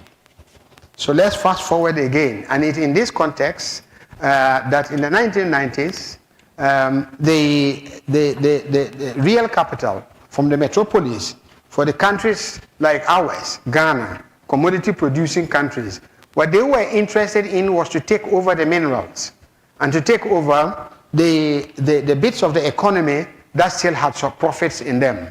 This is how privatization became very dominant, but also liberalization of capital became dominant in our. These were all put together in the context of structural adjustment programs, the Washington Consensus. And the two most important institutions driving these was the IMF and the World Bank, supported by bilateral aid. And so in the 1990s, the relationship with the metropolis became the use of aid for the opening of markets, privatization, and the grabbing of assets. This was the context in which TWN picked up the work of mining, because one of the earliest attractions for liberalization and privatization was minerals. This was when we lost total control over the ownership of our minerals to date. Fast forward to now. We have a situation where the metropolitan countries are no more exporters. They are net importers. They import largely from China. This is one of the reasons why they lost interest in the WTO. The only part of the WTO they were interested in was regulation of technology, because they still have some dominant control of certain aspects of technology, and the liberalization of finance, federal liberalization of finance in large countries, developing countries, China, India, and others. At the moment, there are no more dominant players in technology. The nature of the economy has shifted, and so the metropolitan countries have not only become net importers of consumer goods and machinery, they are net importers also of technology. This is how China has become very important, even as investors in the metropolitan countries till now. But as Yao has mentioned, these countries have lost control over their hegemony, and so the last hooray to sustain some hegemony control has been, in the case of the United States and Europe, the implementation of unilateral sanctions. So unilateral sanctions in trade, unilateral sanctions for finance. So unilateralism has supplanted multilateralism. So the old multilateral institutions become increasingly not relevant, except for the IMF, which is necessary for collecting debt. The rest have become generally irrelevant. And the second area of strength of the metropolitan countries is the area of militarization and military power. And that, as you can see, has become the dominant means of expression of control, which is increasingly pushing our world closer and closer to a global war. And so war, as an instrument of domination of economies, and unilateral trade and economic sanctions as an instrument for constraining transformation anywhere outside of the metropolis, including ours, has become the dominant factors. So where do we go from here in order not to go rambling for a long time? So we have a situation in which Yao mentioned the question of commodity dependence. That one of the challenges for Africa, including Ghana, for economic transformation is how to move away from the dependence on commodities for exports, raw commodities. Well, we've lost a lot of that anyway, so except for cocoa, you don't really own the commodities. So we export them, gold prices go up, but we really get nothing out of it because we gave it all out. But Yao also mentioned we haven't yet completely given out everything. We have to keep in mind. So we still have lithium, there are possibilities of rare earth, and there are other minerals that are important for manufacturing and industrialization. So rather than being reactive, there is still room to become proactive in the way in which we deal with commodities.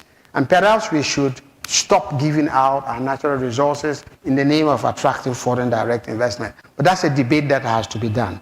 So that's one form of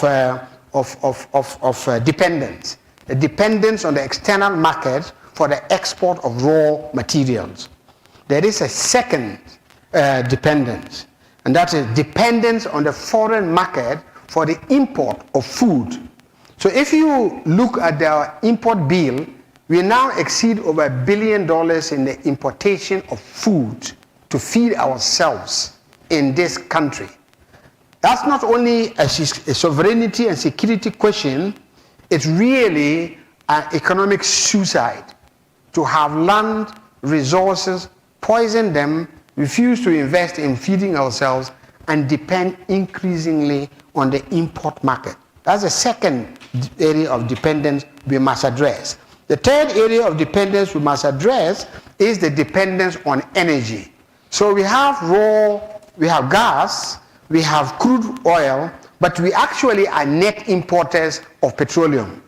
So the combination of the dependence on food and the dependence on energy export has translated into another dependence, which is the dependence on foreign exchange for the financing of our development. So we prioritize foreign exchange over our local currency. Although at our stage of development, the money that actually matters is local money, the stability of local money. We need cities to build schools, and the component of dollars that go into building schools are limited. We need cities to build hospitals. We need cities to build roads. So in a way, we run a macroeconomic program that ends up further entrenching us in a dependency on foreign exchange that we do not have a control of, because we are depending on raw materials whose prices we do not have a control of, to raise the foreign exchange in order to finance the critical imports that we need, which we could produce, which is food and energy. That dependency is absolutely critical. And the final thing is technology and skills. Yao raised the issue of lithium. So lithium's importance is that it is a potential commodity for the new technologies. We are dependent on technologies we could invest on, and therefore unable to produce the skills necessary for economic transformation. I would want to contend that TWN's agenda in the following months is to address these interconnecting dependencies. And to do so, it is impossible to do so without a serious understanding of the role of the state. Unfortunately, we are so disappointed by our leaders that we actually are actively happy to help dismantle the state. I followed the conversations about debt and debt relief, and I've heard civil society people say, these people are such crooks that we should not reward them with debt relief. But we've forgotten that these crooks don't pay debts. It is ordinary people's taxes that pay the debts. We are so disappointed with the state that we no more have a forward-looking positive agenda for the state.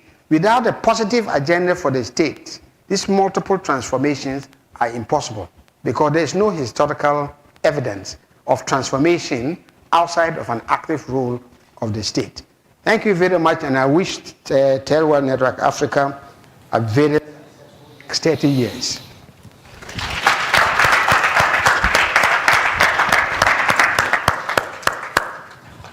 So there you are. We've heard from our lead speaker, Dr. Graham. We have heard from Rose Benson Kutin, and then we've heard from Charles Abugri.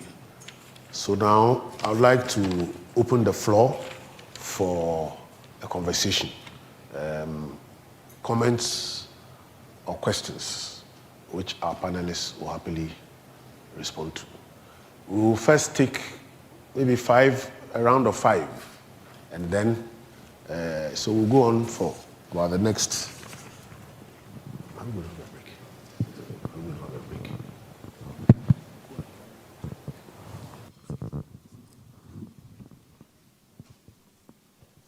For the next 40 minutes or so, with comments and questions.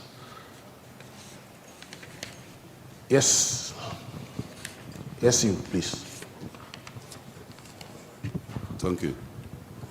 I'm Kojo Krakani. We'll see how. I'm from Klosak. I think we have to commend the civil organizations' work, the role you are playing, especially Dr. Graham's TWN-Africa. But I have a simplistic way I think we should go if we want to do an impact. Very simplistic. You see us here. We were coming from certain communities, various communities which we return once in a while from the cities. This exercise is good. I wonder how many of us will go to replicate these things here. It is an eye-opening exercise. It is an advocacy exercise, and therefore we must get to the people whose decisions influence the choice of people who take decisions for us. So if you can organize, or Madam, we can organize Charles to the hinterland, sessions of this nature, opening the eyes of people about things. You are talking about world trade, we are talking about food for the people. We are now talking about importing food Ghana, and we are talking about Ghanaian farmers waiting for rain-fed agriculture. Influence the choice of people who take decisions for us. So if you can organize, or Madam, we can organize Charles to the hinterland, sessions of this nature, opening the eyes of people about things. You are talking about world trade, we are talking about food for the people. We are now talking about importing food Ghana, and we are talking about Ghanaian farmers waiting for rain-fed agriculture. So if we can go further, I'm saying what we are doing here is fine, but I wonder how many of us go back to replicate. So if you can do an agenda, your national program, and go to the hinterland and open the eyes of the people more, so that their voice added to yours will have a big impact in the selection of things that will come. I'm talking about if Ghana has any national agenda, Ghana has any national development plan, where whoever comes in with these fine ideas will be forced to implement them without any collaboration. Are you getting me? Thank you very much. Union, where I was the head of research, we were able to collaborate with the National Association of Small Scale Mining. Initially, we just didn't want to even have anything to do with small scale mining. But my question is, how well have you, as TWN Network, really delved into the matter of the small scale miners, the Association of Small Scale Mining, in terms of their constituents? The issue of the collapse of illegal and legal. When you really delve into the association at the TWN Network, the Ghana Workers Union, where I was the head of research, we were able to collaborate with the National Association of Small Scale Mining. Initially, we just didn't want to even have anything to do with small scale mining. But my question is, how well have you, as TWN Network, really delve into the matter of the small-scale miners, association of small-scale mining, in terms of their constituents. The issue of the collapse of illegal and legal. When you really delve into the association, are they only representing the legal stream? And also, what is the operationalization of legality? Yes, we know that you need to get a licensing and all that, but the question of the state was not only about the license regime, but also about the methodologies in which they were mining. What have you done so far in terms of helping the small-scale mining?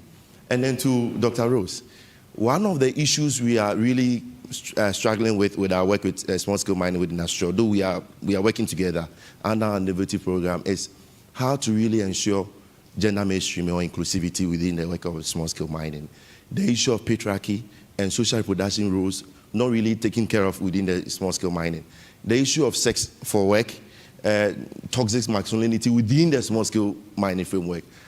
Within your work, how have you really dealt with all these things, all these issues within a small-scale mine, and how are you educating the small-scale miners on some of these things? Thank you. Thank you. Yes. Thank you very much. My name is Kofi Lucas from Critical Strategic Thinkers Network. I want to look at it from this angle. Ghana, what is our priority? Let's take Daily Graphic, Friday, 21st July, front page. And it was captured. 7.3 million people face poverty. So let's run it up to 10 million. If the population then was 30 million, so 1/3 of the Ghanaian population face poverty. Let's add our educational institutions. Is it not possible that we use United Nations Sustainable Development Goals 1 and 2 as a yardstick so that we work towards that? Is it not possible? Whereby Sustainable Development Goal 2 say zero hunger. Nobody should complain of hunger. Breakfast, lunch, and supper. This was launched in 2012. And the target is by 2030. That's the target. So we are left with, by targeting the 10% of the Ghanaian population. Look at the street over there. See the young guys. What are we doing? Botswana, they got independence in 1966. From that time to date, university education is free. Can you believe this? It is thinking, critical thinking. What are we doing as a nation? As at now, Botswana, the students, if you are in boarding, if you are on campus, you are being given money. Apart from free education, if you are outside campus, you are being given money at the end of every month. What are we doing? It's critical thinking. But unfortunately, in Ghana and in Africa, part of Africa, if you don't have Godfather, forget it. All your thinking, God will call you and then you go and render your account. Where are we heading towards? What can we do as civil societies to push political parties that focus on SDG 1 and 2? What program do you have? Can we do something like that, of that nature? Else, I'm afraid, when God calls us, we'll all go and render our accounts. When I was coming, who knows the car that I bought it? Whether it was trotro. So why are we worrying ourselves with so many things? Why? Who knows what I ate this morning? Whether it's kokunti? Who knows? I'm standing here. Let's tell our people who are leading us that everyone here say it is not necessary. Save humanity so that when God calls you, you go and render account one day. Thank you. So I'll pause. I wish it was a roundtable discussion so that I can come back again. But lectures, you have only one opportunity. After speaking, it ends there. Maybe when we close, then we can be interacting. Yes. God bless all of us. Thank you.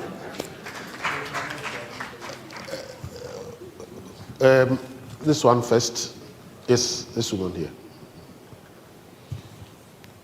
Please introduce yourself and then we'll come to you. You'll be the first. Thank you. My name is Nana Ikwianyidoho. I'm representing Feminist Africa and also the Center for Social Policy Studies at the University of Ghana. A couple of people have talked a bit about mining and irresponsible mining in particular. Mr. Charles Ebugre talked about our dependence of food and how that is becoming worse with what we are doing to the environment. So my question, knowing how involved TWN has been in this mining issue, I would like to get a perspective on the possibilities of dealing with irresponsible mining. I'm not talking about galamsey only, because there is legal mining that is very irresponsible in our forest reserves and so on. So as an organization that has been really at the forefront of this fight, what are the hopes that we can possibly deal with it, seeing how intricately now this kind of mining is tied up in shoring up the foreign exchange that we need with irresponsible mining? I'm not talking about galamsey only, because there is legal mining that is very irresponsible in our forest reserves and so on. So as an organization that has been really at the forefront of this fight, what are the hopes that we can possibly deal with it, seeing how intricately now this kind of mining is tied up in shoring up the foreign exchange that we need, in shoring up partisan politics and vote buying? It has become part of the economy. Is there hope? And what direction can we possibly go in? Thank you. Thank you. Still stuck with the usual free movement challenges and so on and so forth. Then we have the three, the Sahel countries that have broken off and are moving towards Russia and whatever else. These are very important challenges that we're going to be facing going forward for the next decade or so. Some might say it's quite regrettable that in the year that ECOWAS turns 50, ECOWAS is not still stuck with the usual free movement challenges and so on and so forth. Then we have the three, the Sahel countries that have broken off and are moving towards Russia and whatever else. These are very important challenges that we're going to be facing going forward for the next decade or so. Some might say it's quite regrettable that in the year that ECOWAS turns 50, ECOWAS is not turning 50 as an ECOWAS of 15, but as an ECOWAS of 12. So, and yet at the same time,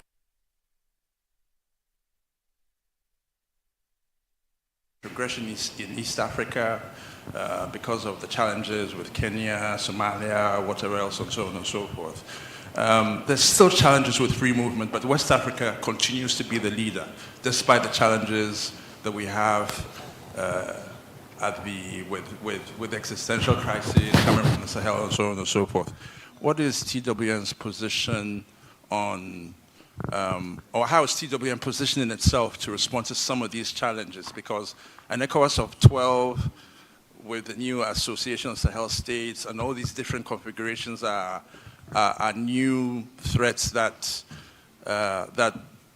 might have to face with, and how is TWN going to prepare itself to deal with some of these, as well as the positive sides, which is about the fact that West Africa continues to be fairly united around moving, more so than on the rest of the continent, and the lessons might have to face with, and how is TWN going to prepare itself to deal with some of these, as well as the positive sides, which is about the fact that West Africa continues to be fairly united around moving, more so than on the rest of the continent, and the lessons, therefore, West Africa can offer for the rest of the continent on enhancing protocols such as the Freedom of Movement Protocol. Thank you. Yeah, so, panel, if we can get some responses. When it comes to issues of gender relations, gender inequality, it's actually, even though we are all working very hard to embed it in all our work that we do, it's actually the last when it comes to addressing them in a very transformative way.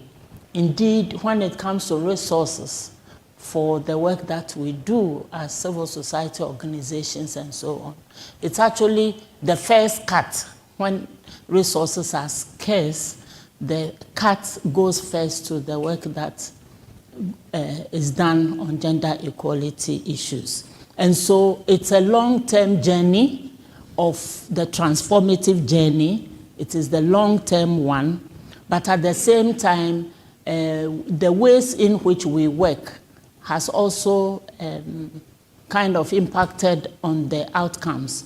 First of all, we try as much as possible as networks and coalitions to be respectful of the different organizations that constitute our membership.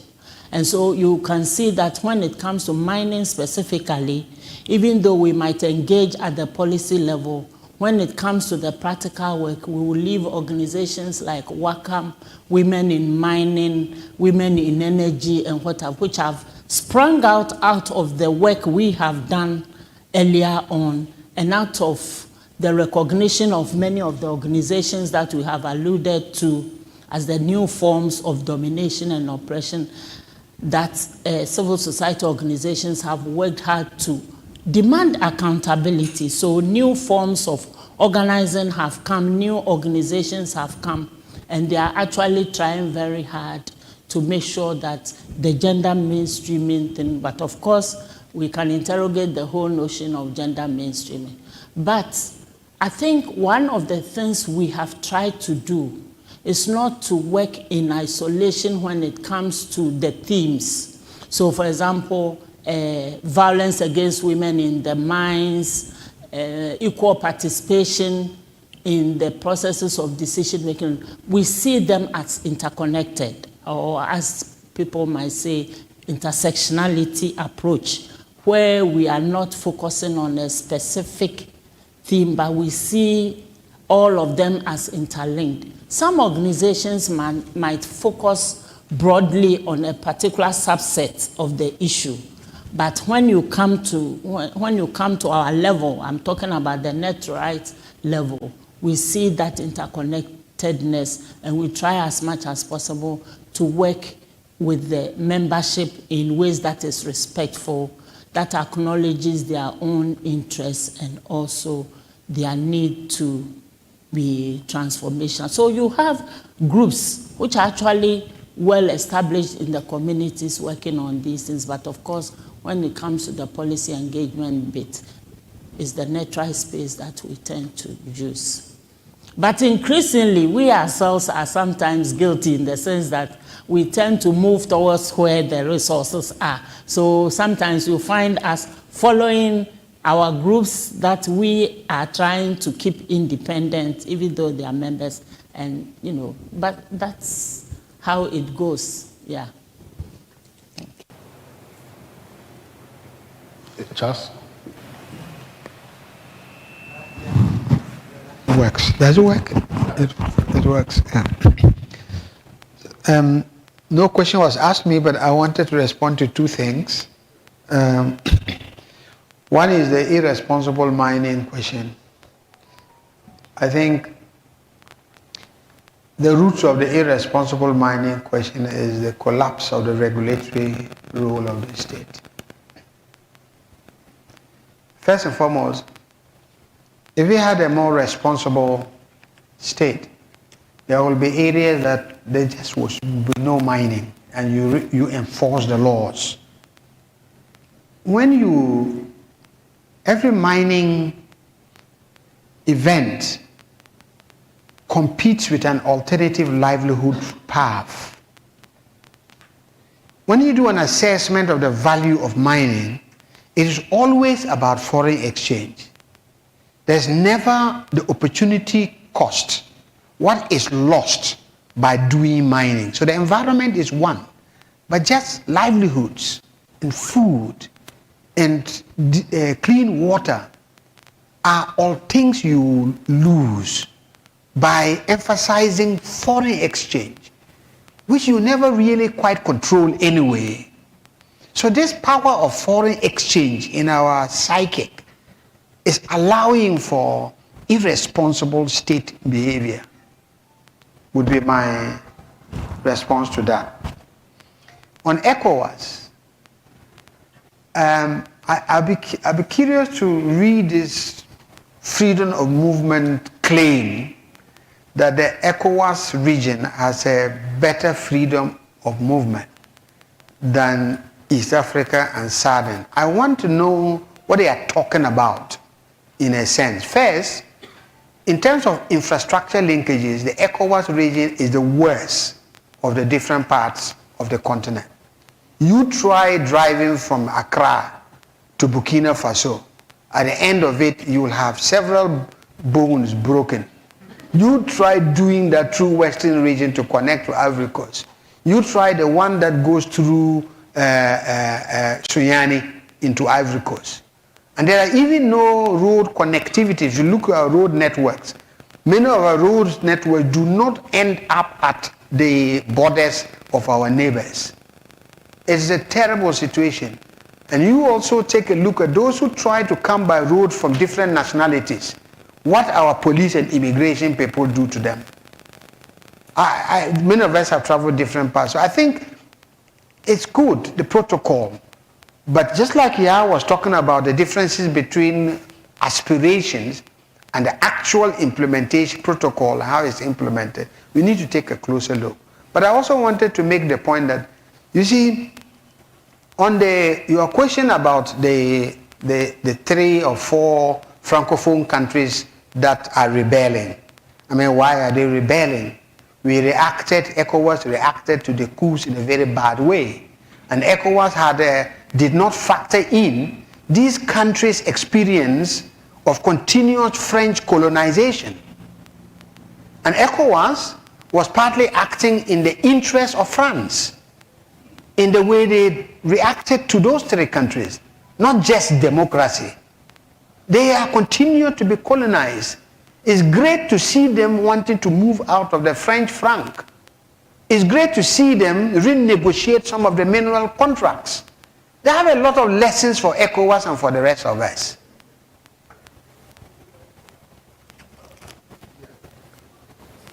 It's coming.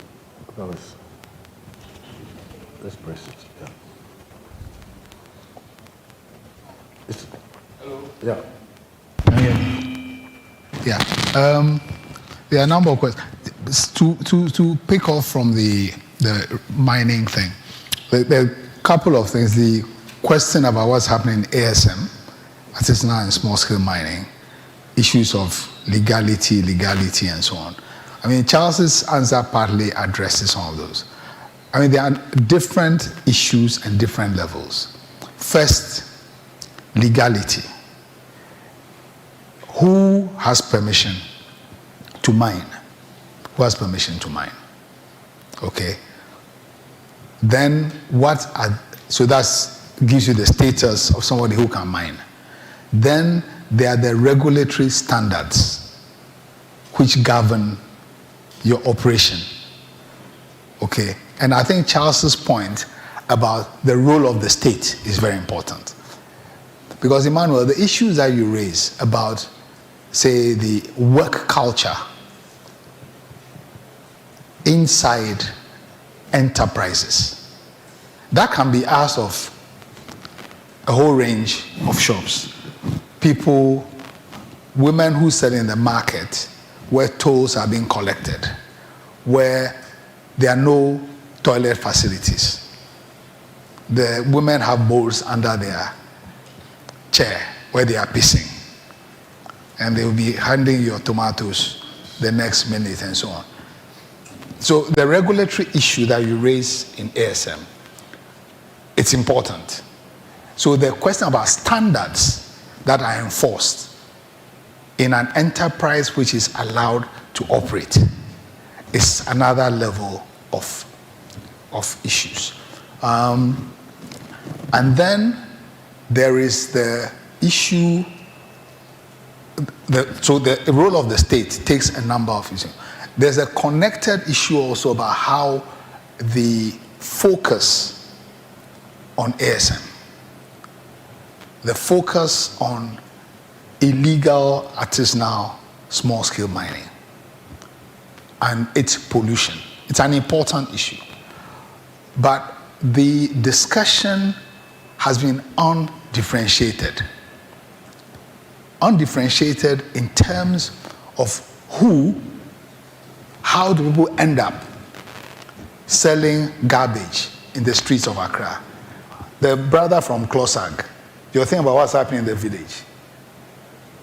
The economic rationality that is driving those young people to leave the village, to come and sell in the streets of Accra, is the same economic rationality that is driving some of them to dig in pits, which collapse on them. We need to recognize that. The point he made about the millions of people who are going hungry. If you yesterday had a farm and suddenly loads of square kilometers of that land is given to a concession, you cannot enter it. Protected by the military, which is supported with your taxes. There was a time the military had an agreement. When the thing was withdrawn, I think at some point, the president of the Chamber of Mines pleaded that given the importance of the large-scale mines in generating, you know what, forex, foreign exchange, the soldiers should come back and protect. I mean, are the mines at war with Ghanaians? That the guns of the Ghana military should be trained in support? I mean, symbolically, these are enclaves of foreign capital with a lot of freedom to export their earnings. When the Bank of Ghana was doing its so-called gold for oil, because of the agreements that it had with the large-scale foreign mines, it basically expropriated the products of the small-scale people to support that gold mine. Because if they went a particular way with the large-scale mines, they will be sued. You know, regulatory takings is a form of expropriation, and therefore arbitration, judgment debt. So in discriminating in favor of the large-scale mines, actually, there's a knock-on effect of discriminating against domestic producers. Meantime, the regulatory architecture in mining is primarily geared to servicing the large-scale foreign mines. Even the legal small-scale miners, in terms of regulatory support, they get crumbs. I mean, you read a lot of papers written about the entry requirements, first of all, into small-scale mining, how that is feeding, the difficulty, and how that is feeding illegal mining. The abuse of the law, where licenses have been processed, they are sitting on the minister's desk. He disregards the statutory requirements and signs them when he likes. And there are claims that selective politically influenced decision-making about who gets licenses and so on. So when we are talking about legality and standards, there's a mix of factors. But the absence of economic opportunities is a key driver for many young people who are going into illegal mining. But the people who are making a killing from illegal mining and also destructive mining by being given licenses in forest reserves are people who are politically connected. The Chinese have become the object of our xenophobia. Who is facilitating the presence of the Chinese? At the height of the anti-Galamsey thing in 2018, thereabouts, we had a round table where we invited one of the commanders of Operation Vanguard. And he told us, first of all, he apologized for the damages they done to people's equipment, human rights violations, and so on. But said they too learned a lot in the field. One thing they learned was that no number of troops was going to end illegal mining because the most important operators have political protection and they are connected.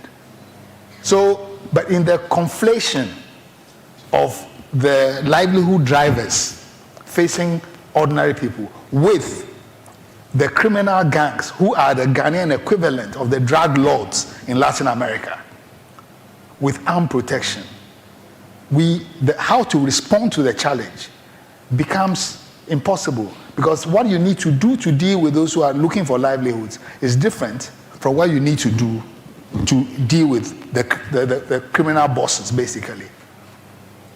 The criminal boss issue, if you cut the head of that lot, you will see a knock-on effect in terms of the capacity of the state. So it's important to have these elements of differentiation. And the thing also about the drive for forex, it's because with the kind of mining which is potentially developmental, it's around things like minerals with utility. So salt is a mineral with multiple utility in food, in the chemical industry, in industrial processes. The humble clay will give you houses, will give you ceramics. Gold is hoarded by rich people, either in bars or in jewelry. 83, but only a minute level of gold actually is utilized. So gold basically is a store of value or it's a vanity product. But this negative impact in terms of the amount of earth which has to be dug up for 1 ounce of gold, the amount of water which is needed to wash it, it's all masked by this narrative about, forex. Because if we had linkages, useful minerals being developed in Ghana and the region, and some of the points Charles made, this thing about gold will be less important. But there's a geological reality. 20% of Ghana's land mass is potentially gold bearing. So a rigorous approach to managing alternative land use, protecting areas against all kinds of mining, becomes a key part of the state's responsibility. As it is now, anywhere gold is found, particularly of interest to large-scale foreign capital, the Ghanaian state will be marching in front of it to make it possible. Areas where local small-scale miners have been operating, they've been driven out and handed over to large-scale miners. The mines which have opened, in the Upper East region are examples where people actually were licensed small-scale miners. They were driven out and given to large-scale, And there are also instances where, in the recent Newmont development, under the law, people have to negotiate with the communities. But because of people's negative experiences and the absence of state support, a group of people refused to move. In an unprecedented act, the Ghana government has nationalized the land and handed it over to Newmont. That's the extent of commitment to large-scale foreign capital. And you have to ask, whose gold is it? So this nominal public owner, we need to reclaim. So when I talk about accountability, it's coming from that reclaiming as citizens of the ownership, which to influence also the choices that are made in mining. When the Ejapa, kind of, as it were, Ejapa scheme failed, the Ejapa maneuver failed, the Mineral Income Investment Fund is now holding the mineral income, the dividends and the royalty income from gold. Go on their website and see how much information you can get about how the billions they are sitting on is being used. There's no information. None. Occasionally, some blurb is put out about how some investment decision is taken. On the side, they said 75% of their investments are in shares. There's no information about which companies they are investing in. So there's a whole scandal around the mineral mining regime that should be of interest to us.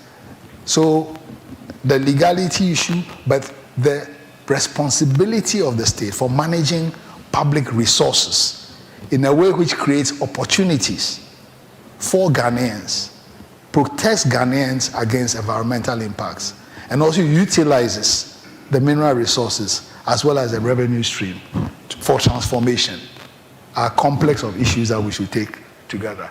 As for the outreach in the communities beyond Accra, it's an important point. We do not work on all issues. We work in partnership with other organizations. And on the basis of that partnership, we all contribute what we can. CLOSAG, as a national trade union organization, will be quite ready to work with you to reach the workers' movement. Because the workers' movement has always been a very important part of the constituency that Third World Network Africa works with. Because mass membership organizations are important for reaching the wider society. Thank you. Thank you. We'll do another round. So we'll start with you, and then we'll come there.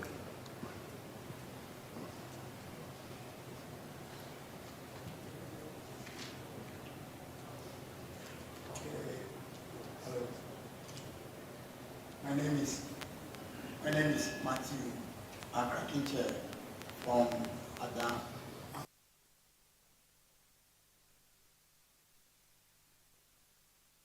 Talk about a company that the livelihood of people. But as a youth coming, I believe in development, and that is the key of every community that will develop. Growing up, this Temahabo, like it will be in Adam, but some few people also rise against that, and the company is here. Bato Hospital, it will be in Sege, but because of some few people, I will not agree. The hospital is gone. There is an investor that is called Soti. He came to mine the salt. He acquired the land. There is issue. The man is gone. Dojido also came. There is issue. The man is gone. So before this investor will come, Apiti came in 19th of May 1985. There is issue again, 1985. They shot Magin dead, and the investor is gone, and there is nothing happening. As being an agent of Adan and youth of Adan, like by this time, if the Temahabo is in Adan, I will not be in Tema struggling. I will be in Adan. So all that I'm talking about is that what he said, the lagoon is the investor that pump water into it. The lagoon, that time that the investor comes, the lagoon is not working.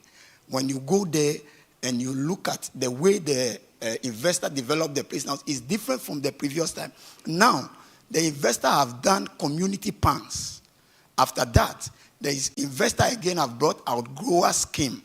That scheme, if you organize yourself like 50 people, you come, they will give you the land and they will use it to pass through the due procedures so that you do the sort by yourself. As we are speaking now, they are doing a chianco that I normally call it a sort galamsey, using black rubbers, and they will put it inside this thing and do the sort. And even it's not good for consumption.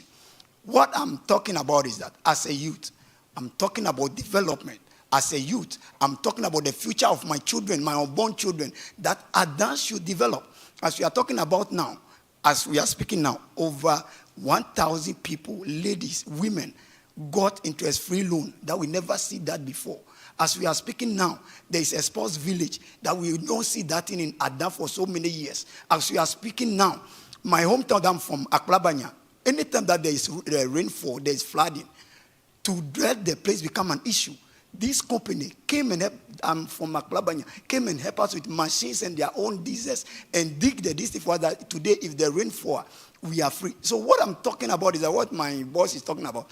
We should use this platform to engage the people, to see development as key. We should use this platform to let them understand that it should not be about few people, but it should be about the interest and the development of the people of Adam. It's not all of us that we do sort. Some do fishing, some do farming, but we have to look at the interest of the community. We have to look at the vision of the investor. So it's not like, as we are speaking now, the communities around the Songo Lagoon, it costs the investor of billions of dollars to pump water there. They are fishing on it. Nobody sack anybody, and they are there working. But because of one or two people, so we need more education that we will use this platform to educate them to see development as a key. Youth, some guy from my hometown, as we speak now, he's a footballer. He's in Europe now playing ball. Those are the things that we need. Those are what we are looking for. Those is the things that we want to get in Adam. So I want to pray and use this platform that we should look at development as a key. And we should leave the investors that thing that anytime there's investor, they are bringing solar company in Adam, land issue. The company is gone. How many people will work? Solar system company is coming to Adam, land issue.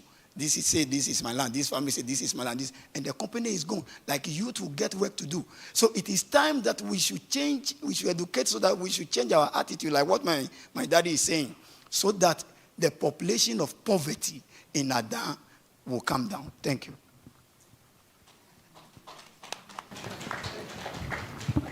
Thank you very much. My name is Sam Dancy, and I work for ISODEC. I just want to ask Yao, because you keep on actually using the state and government interchangeably. Do we actually have a nation state in Ghana? State and government. I think it's good for us to actually unpack it and understand that currently we don't have a state. It's government. And we should label it as such when we're doing the analysis. Otherwise, we keep on talking about states and government interchangeably when the actual fact, the problems actually, the government of the day at any point in time in dealing with the issues. If we label them that way, helps a lot. Charles talked about dependencies and he talked about food as one of the key dependencies that we're actually depending as a country. I also think that it actually goes beyond the current food and food systems that we actually have. I mean, if you look at the planting for food and jobs, for instance, Yao talked about a fertilizer company that was actually one of the key kingpins. We all know what fertilizers can do to the land in terms of soil fertility and biodiversity. These transnational corporations actually kill our soils and our lands. About a fertilizer company that was actually one of the key kingpins. We all know what fertilizers can do to the land in terms of soil fertility and biodiversity. These transnational corporations actually kill our soils and our lands, and to a very large extent, it actually compromise our ability to actually grow food for ourselves on a sustainable basis, and not just food that we need. And I think maybe going forward, I don't know what TWN actually is thinking about as far as issues around food and food systems are concerned, going forward within Ghana and the rest of Africa, because I think it's actually something that we have to start thinking about. Otherwise, within the next 4, 5 to 10 decades, our soils to a very large extent will be very, very badly damaged, and we can't actually regenerate the soils again. Currently, we're actually depending on them. If you buy maize to actually plant, you can actually plant that maize and then harvest it, but you can't take the generation of that maize to replant again. It has implications. And I think there's a need for us to actually look at that going forward. Thank you.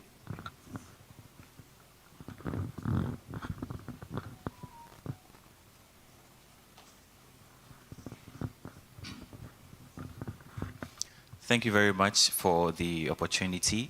My name is Samuel Akom, and I would want to find out, most often governments will be suggesting great ideas, great policies, but it looks like always the implementation is a problem. How do we reorient the minds of government so that after they lay out all of these plans and all, they will be able to implement it. Because, for example, talking about food importation and we being able to produce our own food, let's ask a critical question.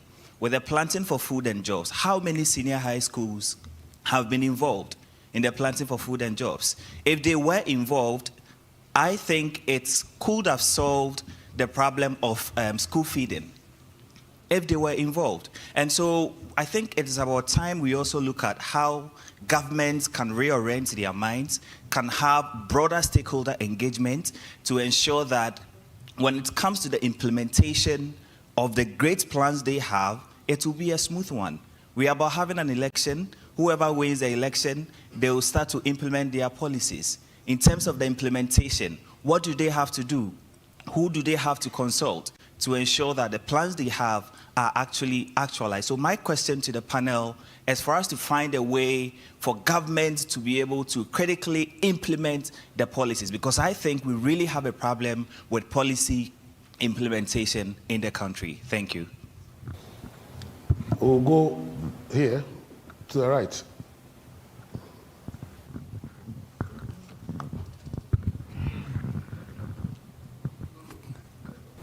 Woman. Oh. For the insight they've given us concerning mining and the sorts. Firstly, we thank them for the insight they've given us concerning mining and the salt business over there in Adan. My brother Kinche has talked about Adan Songo Lagoon and its salt production. He talked about development, and Songo salt is something special for the Adans. Adans are in the salt business before the company he's talking about came to Adan. And salt producing is our livelihood, our everything.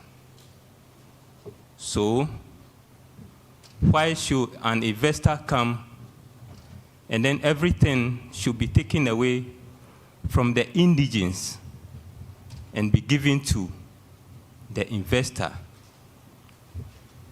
Salt business is such that salt is a renewable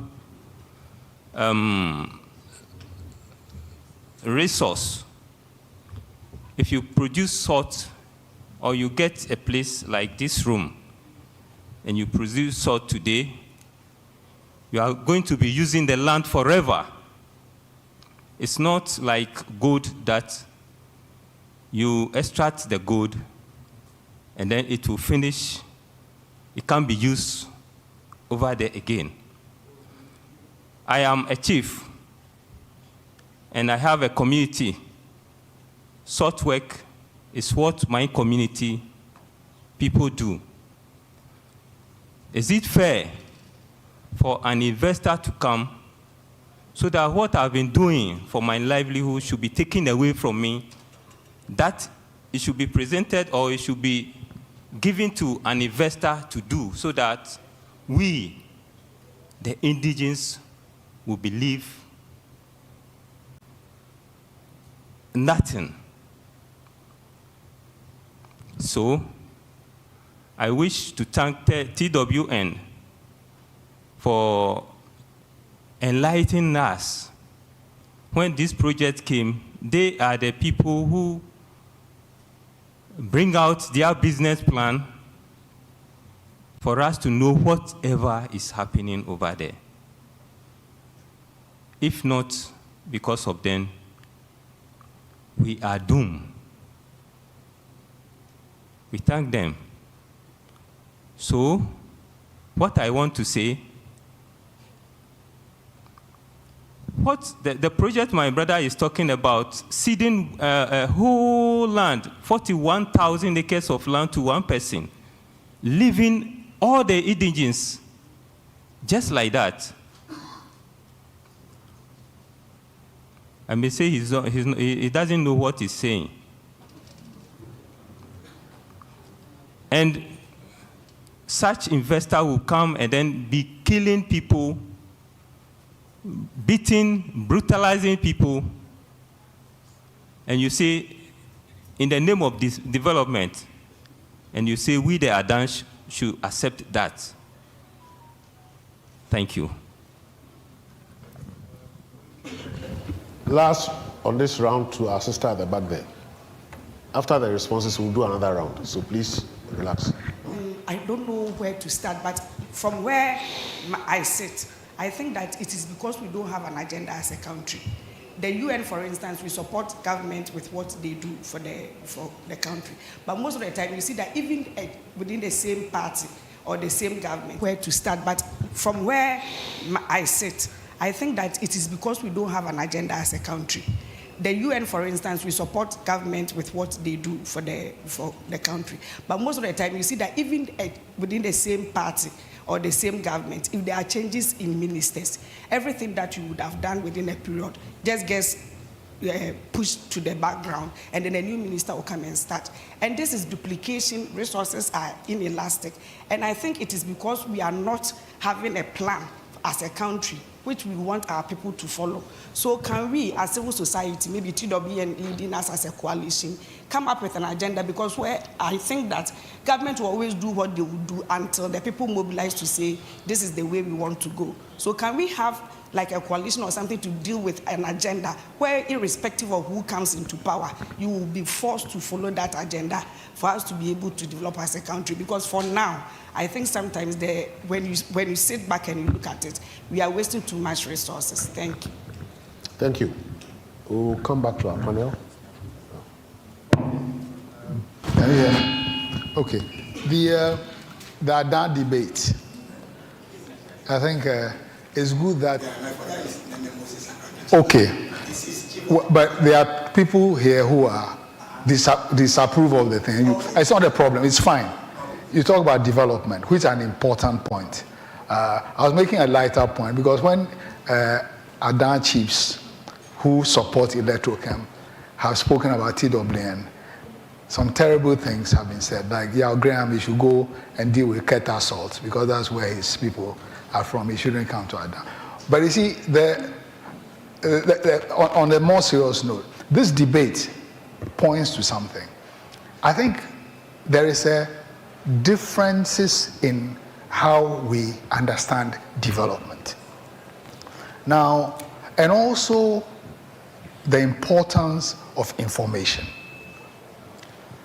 Because we, TWN Africa, in supporting the Adan people in their opposition to Electrochem, and we ourselves independently opposing Electrochem, our starting point actually is not Electrochem. It's not Electrochem. It goes back to the point I made earlier about the responsibility of the state. And to Sam Dance's case, in this case, narrowly, the responsibility of government will come to the state, in a minute. And I think knowledge is important. You are entirely right about how Adan people have missed opportunities for development. There's a lot of poverty in Adan. And it is entirely understandable that after so many years of government failure and neglect to lead the development of the potential of Adan Songo, not only as a salt-producing lagoon, but that whole area is development possibilities. When things get really desperate and people are suffering, when the government hands over the project to one of his cronies, who comes in and is now dispensing charity, of course, I mean, when people will be grateful that they are getting something, So that's understandable. So it is important to step back from the seeming charity and development leadership of Electrochem back to the beginning. Why the TWN-Africa oppose and continue to oppose the Electrochem scheme? The granting of those leases to Electrochem is an example of lawlessness and abuse of power in a way which also diverts attention to the fact that there's a laid down plan formulated by previous governments, which was responding to the cycle of violence and confrontation that the first Adam speaker spoke about. To end that cycle of violence, the government had the master plan developed and passed PNDC Law 287, so as for the Adan Songo lagoon, not only to be developed as a salt producing lagoon, but